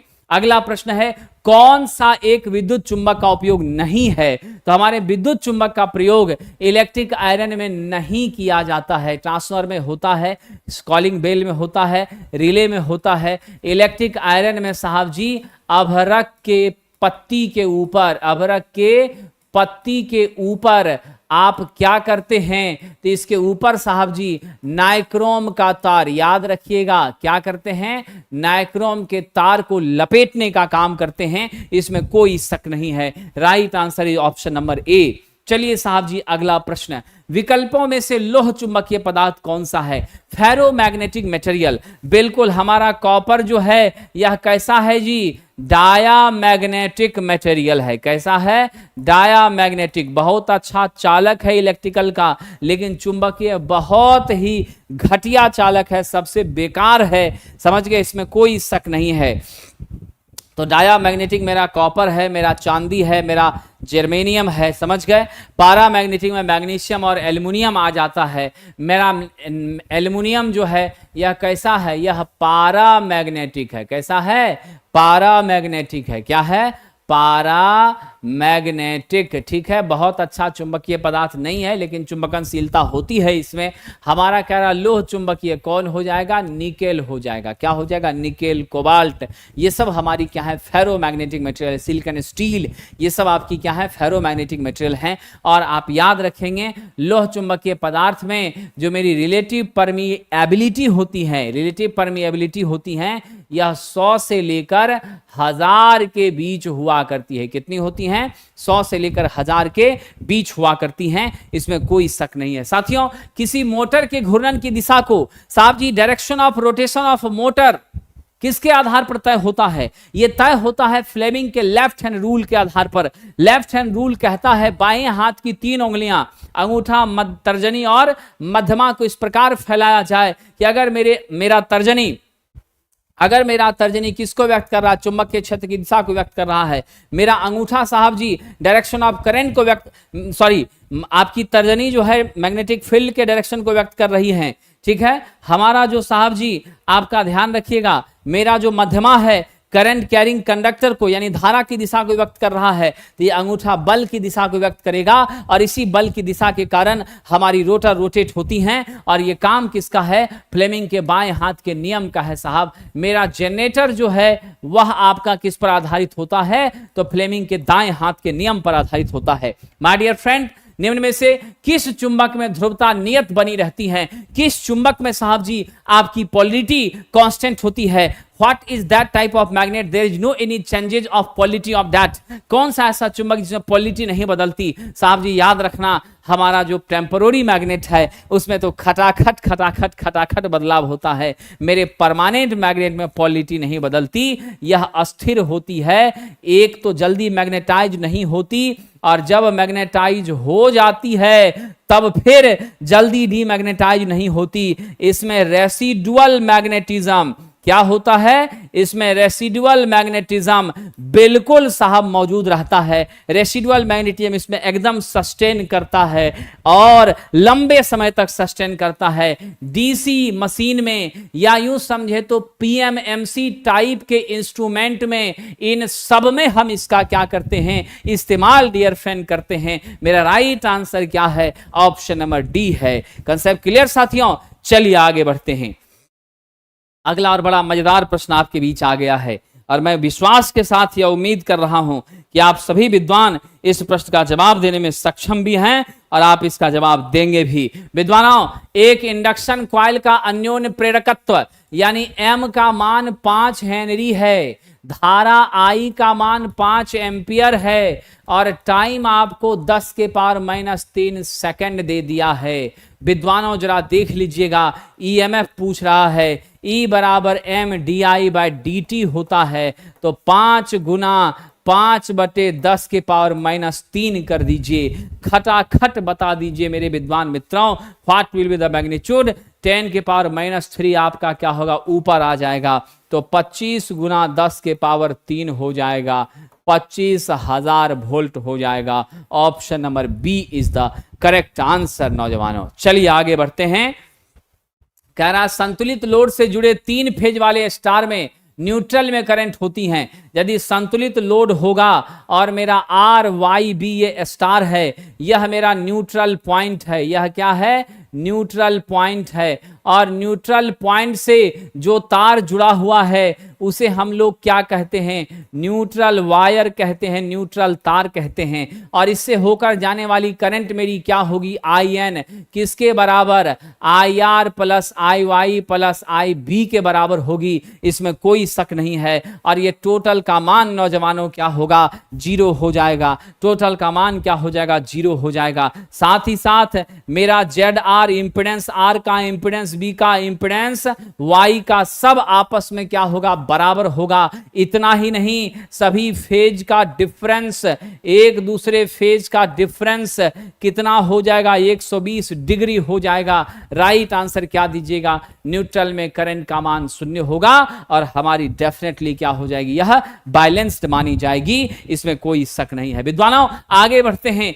एसी सर्किट में अगर वोल्टेज और करंट के बीच फेज का अंतर 90 डिग्री है, एसी सर्किट में अगर वोल्टेज और करंट के बीच फेज का अंतर 90 डिग्री है, तो विद्युत शक्ति क्या होगी साहब, हमेशा याद रखिएगा। आप cos फाई की बात जानते हैं, cos 90 बराबर क्या होता है, 0 हो जाता है। यानी स्पष्ट सी बात है, अगर वोल्टेज और करंट के बीच फेज अंतर 90 है तो हमारा पावर होता है सरकार वी आई cos फाई, यानी v into I into 0, that becomes कितना साहब, 0। यानी पावर आपका 0 हो जाएगा, कोई मीनिंग नहीं बचेगा, 0 हो जाएगी। क्या हो जाएगी, 0 हो जाएगी साथियों। चलिए आगे बढ़ते हैं।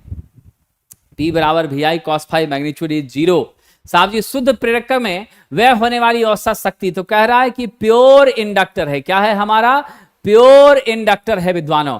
और जब प्योर इंडक्टर है तो इसका मतलब आपका वोल्टेज और करंट के बीच में फेज अंतर कितने का, तो ध्यान रखिएगा साहब जी, मेरे वोल्टेज और करंट के बीच में फेज अंतर 90 डिग्री का। ऐसी स्थिति में पावर जो आपका होगा V I cos phi, V into I into cos 90, that become साहब जी कितना, 0, क्योंकि कॉस 90 का मान क्या होता है, 0 होता है। तो टोटल का टोटल क्या हो जाएगा, प्योर इंडक्टर के सापेक्ष एवरेज पावर का लॉस भी अगर पूछा जाए तो कहिएगा 0 ही होता है। क्या कहिएगा, 0 ही होता है।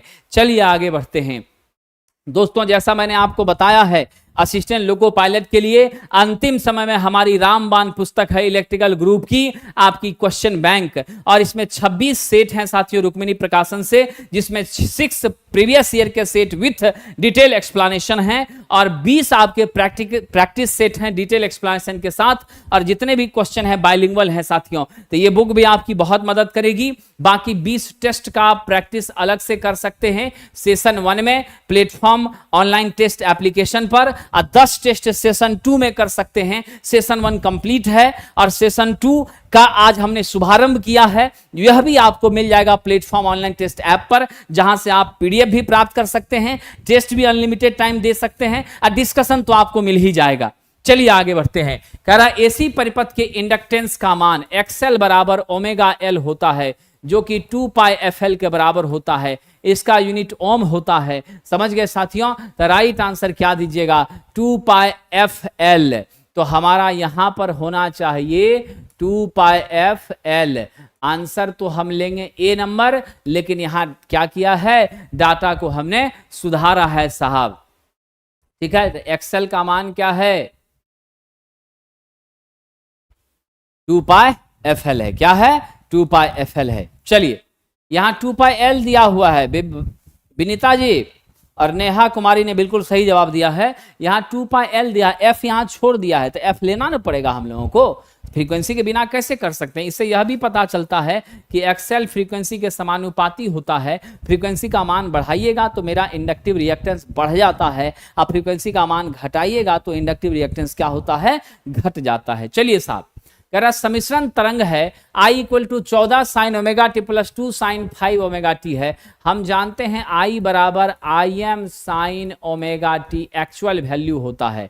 अब इस स्टैंडर्ड से कंपेयर करेंगे तो मेरा आई एम यहाँ 14, यहाँ क्या मिल गया, 2 मिल गया। ठीक है, आपसे कह रहा आई आर एम एस। जब इस तरह का इक्वेशन हो तो हमारी आई आर एम एस का मान हो जाता है विद्वान साथियों, क्या होता है, आई एम बटा रूट 2 का स्क्वायर प्लस आई एम बटा रूट 2 का स्क्वायर। पहला दूसरा दोनों के केस में।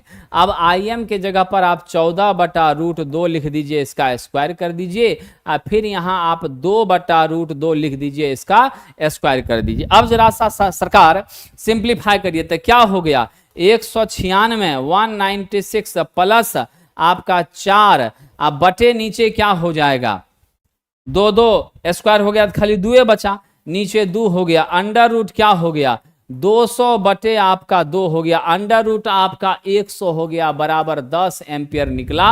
राइट आंसर क्या देंगे, ऑप्शन नंबर सी आपका 10 हो जाएगा। क्या हो जाएगा, 10 हो जाएगा। चलिए आगे बढ़ते हैं विद्वान मित्रों, अगला प्रश्न देखते हैं। कह रहा है निम्नलिखित में कौन एक लाइन स्थिरांक के रूप में जाना जाता है। लाइन कांस्टेंट के रूप में किसे स्वीकार करते हैं, जल्दी से बताइएगा। Register, capacitor, inductor. What was the magnitude of this, कौन सा इसका सही उत्तर है।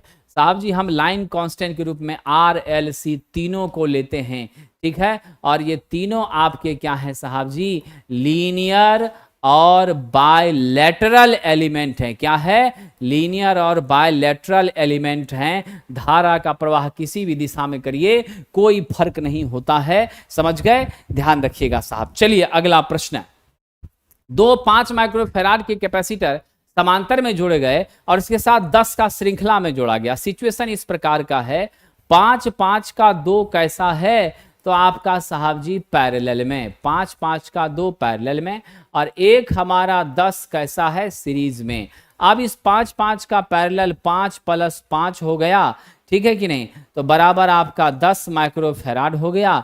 अब फाइनल हमारी सर्किट क्या बन गई, यहाँ 10 माइक्रोफैराड, यहाँ भी आपका क्या हो गया, 10 माइक्रोफैराड। अब इसका सी इक्विवेलेंट क्या हो जाएगा, n/2, क्योंकि यदि समान कैपेसिटेंस सीरीज में जुड़े हों तो उसका इक्विवेलेंट होता है c/n। तो c तो मेरा 10 है, n मेरा कितना 2 है, तो 10/2 मतलब कितना, 5 माइक्रोफैराड हो गया। तो राइट आंसर क्या दीजिएगा, ऑप्शन नंबर सी 5 माइक्रोफैराड। क्या हो गया, 5 माइक्रोफैराड। चलिए आगे बढ़ते हैं, अगला प्रश्न। कैपेसिटर को जब 6 वोल्ट दिया जाता है और कूलम 3 है, यानी वोल्टेज 6 है और चार्ज आपका 3 कूलम्ब है, ठीक है, तो इसका कैपेसिटेंस C बराबर होता है Q/V। तो Q 3 है, V आपका 6 है, बराबर कितना, 0.5 फैराड। फैराड हमारा यूनिट होता है कैपेसिटेंस का। ऑप्शन नंबर क्या हो जाएगा, C हो जाएगा। क्या हो जाएगा, C हो जाएगा। चलिए डीसी का पावर फैक्टर पूछ रहा है, डीसी में पावर फैक्टर की बात हो रही है। तो साहब जी हम जानते हैं वोल्टेज और करंट के बीच का फेज अंतर क्या होता है, तो साहब जी 0 होता है। तो इसलिए हम लोग क्या करेंगे, यहाँ पर पावर फैक्टर की बात करेंगे। तो cos फाई यानी cos 0 डिग्री बराबर क्या हो गया, 1, यानी आपका यूनिटी है, यानी इकाई है। पावर फैक्टर क्या है, मेरा इकाई है, इसमें कोई शक नहीं है। चलिए अगला प्रश्न, ठीक है। एक तो ये भी तरीका था, दूसरा तरीका था कि इसमें रेजिस्टेंस इंपीडेंस दोनों सेम ही होता है, और पीएफ बराबर आप जानते हैं R/Z होता है। तो R/R कर दीजिए, बराबर 1 हो गया, तब भी बात वही है। चलिए अगले प्रश्न की ओर चलते हैं। अगला प्रश्न है पाइप भू संपर्कन में, ठीक है, अगला प्रश्न कह रहा है पाइप भू संपर्कन में साथियों गौर कीजिएगा, ठीक है। पाइप भू संपर्कन में भूमि में डाले जाने वाले पाइप की लंबाई किससे तय की जाती है? कितना लंबा पाइप हम दे रहे हैं, यह तय की जाती है मिट्टी में नमी कहां हमको मिलेगा, कितना गहराई पर जाने के बाद नमी मिलेगा। अगर नमी कम ही गहराई पर मिल रहा है तो हम बहुत लंबा पाइप नहीं देते हैं। अगर नमी ज्यादा गहराई पर जाने पर मिलता है तो हम पाइप को और भी नीचे लेकर जाते हैं। तो राइट आंसर है मॉइस्चर की उपलब्धता के आधार पर, और जितनी ज्यादा मॉइस्चर होगी रेजिस्टेंस उतनी कम होगी, और जितनी कम रेजिस्टेंस होगी लीकेज करंट धड़ल्ले से पृथ्वी के अंदर क्या होगी साहब, प्रवाहित होगी। इसमें कोई शक नहीं है साहब। पाइप भू संपर्कन में चारकोल और नमक का उपयोग, तो इसका उपयोग करते हैं हम साहब जी क्या करने के लिए, रेजिस्टेंस को कम करने के लिए। क्या करने के लिए? प्रतिरोध को कम करने के लिए। और जब भू प्रतिरोध कम होता है तो आई लीकेज जो हमारी है वह तेजी से क्या होती है, पृथ्वी के अंदर चली जाती है। तो राइट आंसर क्या होगा, भू प्रतिरोध को कम करने के लिए। आगे बढ़िए। एक क्रिस्टल डायोड में व्युत्क्रम धारा डैश की कोटि में होती है। तो क्रिस्टल डायोड की बात है, रिवर्स करंट कह रहा है। क्या कह रहा है? Reverse current. आप क्रिस्टल डायोड का नाम मतलब समझते हैं? क्रिस्टल डायोड, ठीक है, रेक्टिफायर डायोड, और साहब जी सिंपल डायोड, और साहब जी आपका semi conductor diode. Semiconductor diode ये सब क्या हैं? एक हैं, और इसका सिंबल होता है ऐसा। यह सिर्फ और सिर्फ फॉरवर्ड बायस पे काम करता है। किस पे काम करता है? फॉरवर्ड बायस पे काम करता है। और याद रखना, जब फॉरवर्ड बायस पे काम करता है तो मेरे विद्वान साथियों अत्यंत गंभीरता के साथ ध्यान रखिएगा, रिवर्स में करंट का कंडक्शन ना के बराबर बहुत ही मिनिमम होती हैं। और वह मिनिमम जो होती हैं तो कैसे होती हैं? माइक्रो एम्पियर में होती हैं। कैसे होती हैं जी? माइक्रो एम्पियर में होती हैं। ऑप्शन नंबर ए। साहब जी कह रहा है एक सेमीकंडक्टर में संयोजकता पट्टी और चालन पट्टी के बीच, सेमीकंडक्टर की बात हो रही है। अब हमारे पास है साहब यहां पर वैलेंस बैंड, और इस जगह पर मेरी क्या है? Conduction band. इसके बीच में 1 इलेक्ट्रॉन वोल्ट का फॉरबिडन एनर्जी गैप होता है। क्या होता है? 1 इलेक्ट्रॉन वोल्ट का फॉरबिडन एनर्जी गैप होता है। इसमें कोई शक नहीं है। क्या होता है? 1 इलेक्ट्रॉन वोल्ट का फॉरबिडन एनर्जी गैप होता है, जो कि टेम्परेचर सामान्य तापमान से थोड़ा बढ़ाते हैं तो नेचुरली हमारी क्या होती हैं? टेम्परेचर बढ़ती है, रेजिस्टेंस घटता है, ब्रेकडाउन होती हैं। आपका जो कोवैलेंट बॉन्ड है वो ब्रेक करता है, फ्री इलेक्ट्रॉन रिलीज होता है, और बड़ी आसानी से मेरी वैलेंस बैंड से इलेक्ट्रॉन कहाँ चली जाती हैं? कंडक्शन बैंड में चली जाती हैं, और हमारा यह सेमीकंडक्टर धारा का प्रवाह करने लग जाता है। आपको तो मालूम ही है कि समान स्थिति में यह कुचालक की तरह व्यवहार करता है, और जैसे ही समान से टेम्परेचर थोड़ा बढ़ाते हैं तो क्या बन जाता है? सुचालक बन जाता है। तो ऑप्शन नंबर क्या हो गया? सी हो गया। साहब जी कह रहा है शुद्ध अर्धचालक में ट्राइवैलेंट इंप्योरिटी मिला दिया जाए, तो जब हम लोग ट्राइवैलेंट इंप्योरिटी मिलाते हैं तो यह साहब जी क्या बन जाता है? यह पी टाइप का सेमीकंडक्टर बनता है। और जब पेंटावैलेंट मिलाते हैं तब यह क्या बन जाता है? यह एन टाइप का सेमीकंडक्टर बन जाता है। क्या बन जाता है? एन टाइप का सेमीकंडक्टर। और ट्राइवैलेंट पे यह पी टाइप का सेमीकंडक्टर बन जाता है। अब आपके मन में सवाल आएगा, सर जी ये ट्राइवैलेंट क्या है? तो ऐसे हमारे एलिमेंट जिसके वैलेंस इलेक्ट्रॉन कितने हों?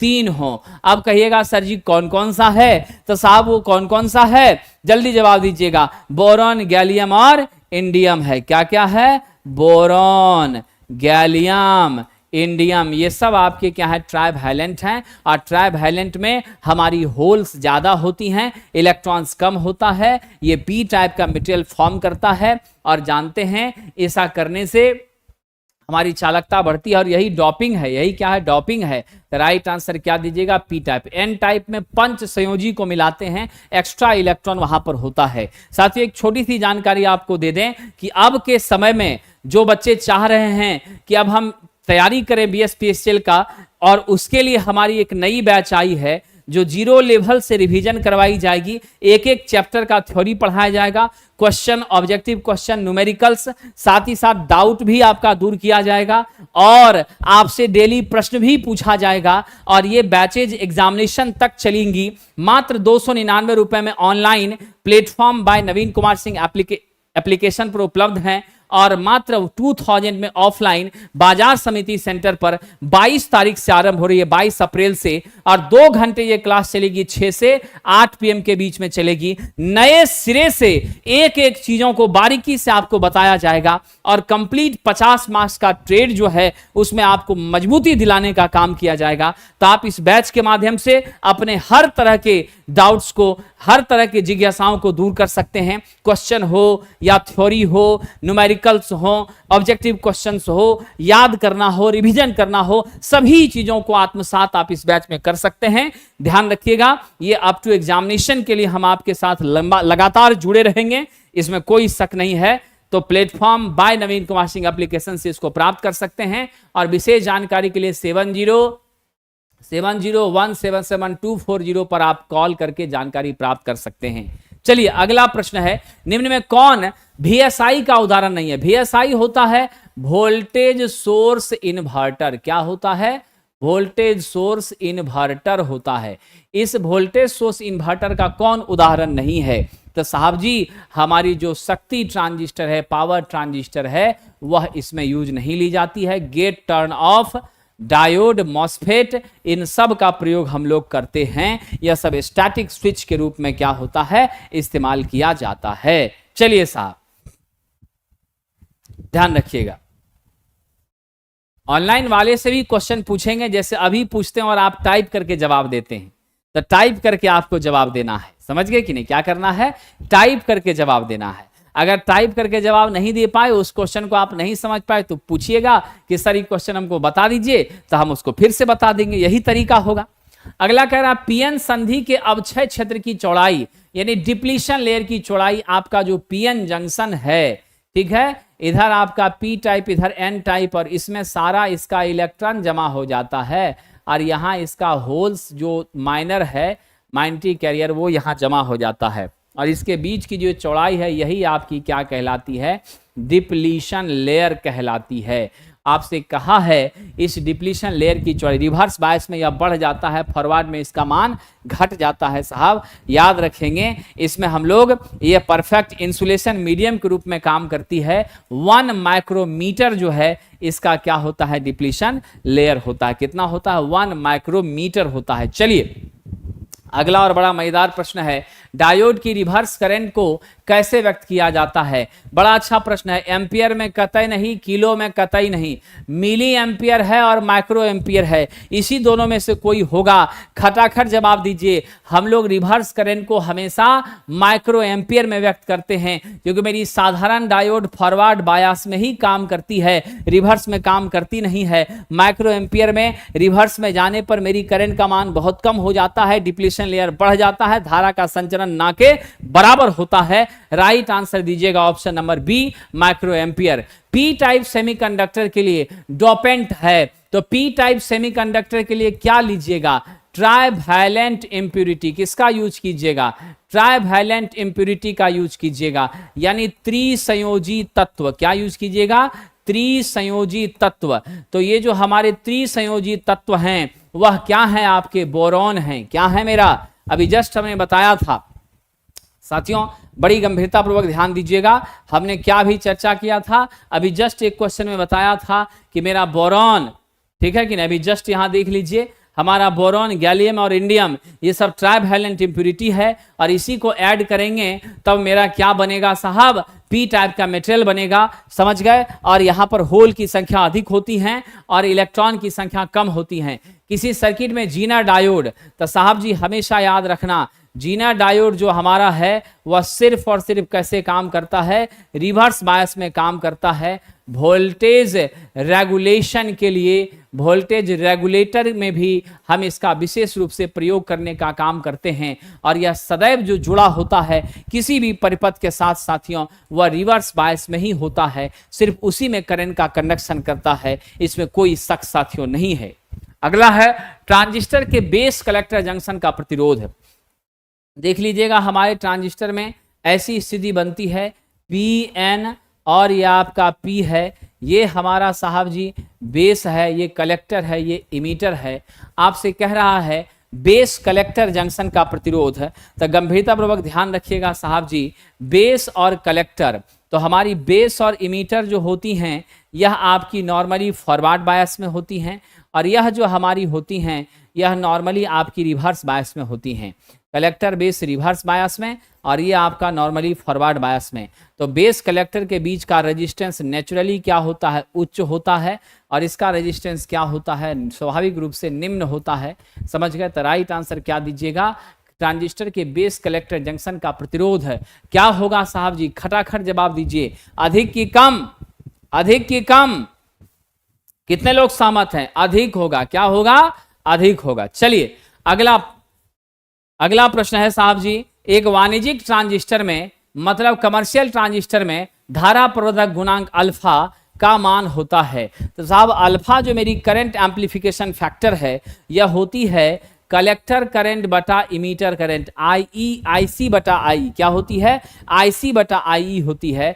ये तब जब कलेक्टर इमीटर का वोल्टेज कैसा मान लिया जाए, कांस्टेंट मान लिया जाए। याद रखिएगा जब इमीटर कलेक्टर के करस्पॉन्डिंग का वोल्टेज कांस्टेंट हो तो वैसी स्थिति में IC बटा आई मेरी अल्फा होती है, जिसको करंट एम्प्लीफिकेशन फैक्टर कहते हैं। और विद्वान मित्रों इसका मान जो है 0.9 से लेकर 0.99 के बीच हुआ करता है। कितना होता है, 0.9 से लेकर 0.99 के बीच हुआ करता है, इसमें कोई शक नहीं है। मेरे विद्वान मित्रों कह रहा है आइडियल ऑपरेशनल एम्पलीफायर में होना चाहिए। तो साहब जी जो हमारा आइडियल ऑपरेशनल एम्पलीफायर है इसको हम लोग इस तरह के संकेत से, सिंबॉलिक रिप्रेजेंटेशन से दिखाने का काम करते हैं। V1 है, V2 है, टर्मिनल 1 टर्मिनल 2 है, यहाँ मेरा क्या मिल गया, V आउटपुट मिल गया, ठीक है, ये माइनस ये प्लस, इसको हम लोग एम्पलीफायर गेन, वोल्टेज गेन के रूप में स्वीकार करते हैं। इसकी खासियत होती है आइडियल जो हमारा ऑप एम्प होता है, याद रखिएगा आइडियल ऑप एम्प का, ठीक है ना, आइडियल ऑप एम्प की अपनी कुछ कैरेक्टरिस्टिक्स होती है, जिस कैरेक्टरिस्टिक्स को यह फॉलो करने का काम करता है। क्या क्या गुणवत्ता होती है, खटाखट जवाब देने का कष्ट करिएगा। इसका अनंत वोल्टेज रेगुलेशन होता है, वोल्टेज गेन इसका बहुत ज़्यादा होता है, इनपुट प्रतिरोध इसकी क्या होती है, बहुत ज़्यादा होती है, आउटपुट रेजिस्टेंस क्या होता है, शून्य होता है। तो याद रखिएगा इसकी इनपुट रेजिस्टेंस आर इन का मान इन्फिनिटी होता है, आर आउटपुट का मान 0 होता है, वोल्टेज गेन क्या होती है, इनफाइनाइट होती है।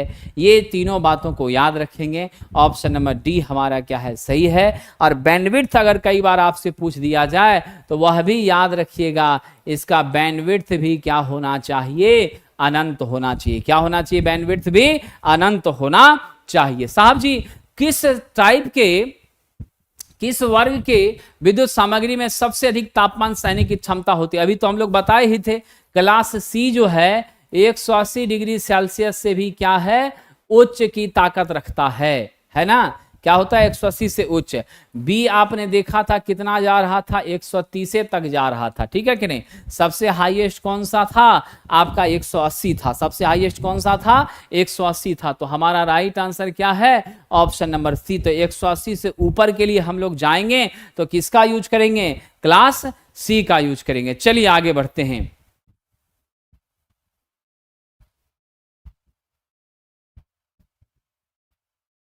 चलिए बिल्कुल अच्छी बात है महेश जी, हम पूरा प्रयास करेंगे आपकी जितनी हो सके उतनी मदद करने का, ठीक है। अगला प्रश्न है, वर्ग ए शक्ति प्रवर्धक की अधिकतम दक्षता, यानी क्लास ए पावर एम्पलीफायर, क्या है साहब, क्लास ए पावर एम्पलीफायर की बात हो रही है। तो क्लास ए पावर एम्पलीफायर की जो दक्षता है वह बहुत हो सकती है, तो कितनी हो सकती है? सोच के बताइएगा साहब। बहुत हो सकती है तो हम ट्रांसफार्मर कपल्ड कर सकते हैं, और ट्रांसफार्मर कपल्ड होगी तो 50% तक हो सकती है, उससे ज्यादा नहीं। Option number A is right answer. चलिए आगे बढ़ते हैं। IC 555 डैश के लिए प्रयोग किया जाता है। बहुत अच्छा प्रश्न है इलेक्ट्रॉनिक्स वालों, जल्दी बताइएगा। IC 555 इंटीग्रेटेड सर्किट 555 एक टाइमर सर्किट है साथियों, और इसका प्रयोग हम लोग ऑसिलेटर बनाने के लिए करते हैं। क्या है यह? एक टाइमर सर्किट है, और इसका प्रयोग ऑसिलेटर बनाने के लिए करते हैं। और हमारी जो ऑसिलेटर है, याद रखिएगा, हमारी जो ऑसिलेटर है वह क्या काम करती है? डिजायरेबल फ्रीक्वेंसी की AC प्रदान करती है। क्या करती है? मनचाहे आवृत्ति की AC प्रदान करने का काम करती है, इसमें कोई शक नहीं है। चलिए अगला प्रश्न। पावर ट्रांजिस्टर के लिए ऊष्मा को एब्जॉर्ब करने के लिए, ऊष्मा को एडजस्ट करने के लिए, ऊष्मा को विलुप्त करने के लिए, ऊष्मा को सहने के लिए हम कैसी व्यवस्था बनाते हैं? हीट सिंक किस हिसाब से फिक्स किया जाता है? तो ऊष्मा को सहने, ऊष्मा को अवशोषित करने के लिए कौन सा मटेरियल है? हीट सिंक है। मोबाइल में भी रहता है, सब जगह रहता है, ठीक है कि नहीं? और जो हमारा हीट सिंक है, इसमें ध्यान रखिएगा। देखिए पवन जी, आप तो अच्छे विद्यार्थी हैं। क्लास ए पावर एम्पलीफायर की क्षमता कम होती है। क्या होती है? इसकी क्षमता कम होती है। लेकिन हमसे क्या कहा गया है? अधिकतम दक्षता हो सकती है। तो मैंने क्या कहा? अगर ट्रांसफार्मर कपल क्लास ए कर दीजिए, क्या कर दीजिए? ट्रांसफार्मर कपल क्लास ए कर दीजिए, तब 50% हो जाएगा। मैंने क्या कहा आपसे? ट्रांसफार्मर कपल क्लास ए कर दीजिए तो 50% हो जाएगा, ये मैक्सिमम हो सकती है। बाकी तो 25, 36, 38 इतना में ही यह क्या होती है? सिमट जाती है, उससे ऊपर यह जाती ही नहीं है साहब। और क्लास बी की बात होगी तो क्लास बी की बात होगी 78.5%। क्लास सी की बात होगी तो 85% से ऊपर होती है। क्या होती है? 85 से ऊपर। तो इसलिए चीजों को समझ लेना है। अगर आपसे पूछा जाए ट्रांसफर कपल की कंडीशन हो, डेफिनेटली 50%, अदरवाइज लेस देन 50 तो रहता ही है, वही आपका 25 नॉर्मली हमको मिलता है। पावर ट्रांजिस्टर के साथ उष्मा अधिगम की बात हो रही है, यानी हीट एब्जॉर्बेशन। तो हम लोग ध्यान रखिएगा, पावर ट्रांजिस्टर एक प्रकार का क्या है साहब जी? करंट कंट्रोल्ड एलिमेंट है। तो इसके लिए हम लोग क्या काम करते हैं? तो हीट सिंक को इसके साथ फास्टनिंग कर देते हैं, बंधन विधि के माध्यम से हम लोग इसको अटैच करने का काम करते हैं, जो कि आपको कई जगह पर यूज किया जाता है। समझ गए ना? हीट सिंक जो है ना, फास्टनिंग विधि द्वारा लगाया जाता है। ऑसिलेटर है, मॉड्यूलेटर है, सब जगह इसका यूज करते हैं। ऑसिलेटर, मॉड्यूलेटर, हर जगह पर यह हीट को एडजस्ट करने का काम करता है, उसमें कोई दिक्कत वाली बात नहीं है। चलिए अगला प्रश्न है SCR। तो साहब जी बहुत अच्छा सवाल है। PN आपने याद किया होगा। PN क्या होते हैं? इसमें साहब जी हमारा ध्यान रखिएगा, एनोड, कैथोड और गेट, 3 टर्मिनल क्या होता है? 3 टर्मिनल, 4 लेयर और 3 जंक्शन होता है। ऐसा वाला यह डिवाइस है साथियों। ये बना किस चीज से होता है? सिलिकॉन से बना होता है। किससे बना होता है? सिलिकॉन से बना होता है। ताप सहने की क्षमता भी इसकी क्या होती है? उच्च हुआ करती है। आज का आखिरी प्रश्न, फिर कल आपकी सेवा में उपस्थित होंगे साथियों, इसी समय में पुनः आपकी सेवा के लिए उपस्थित होंगे। प्रश्न है, कौन सा विकल्प द्विदिशात्मक अवयव है, बाय डायरेक्शनल अवयव है? जल्दी से जवाब दीजिएगा साहब। मेरा SCR यूनी डायरेक्शनल है, हमारा डायोड यूनी डायरेक्शनल है, light activated silicon control rectifier यह भी यूनी डायरेक्शनल है, ट्रायक यानी ट्रायोड 4AC यह आपका क्या है साहब जी? यह बाई डायरेक्शनल है। यह क्या है आपका?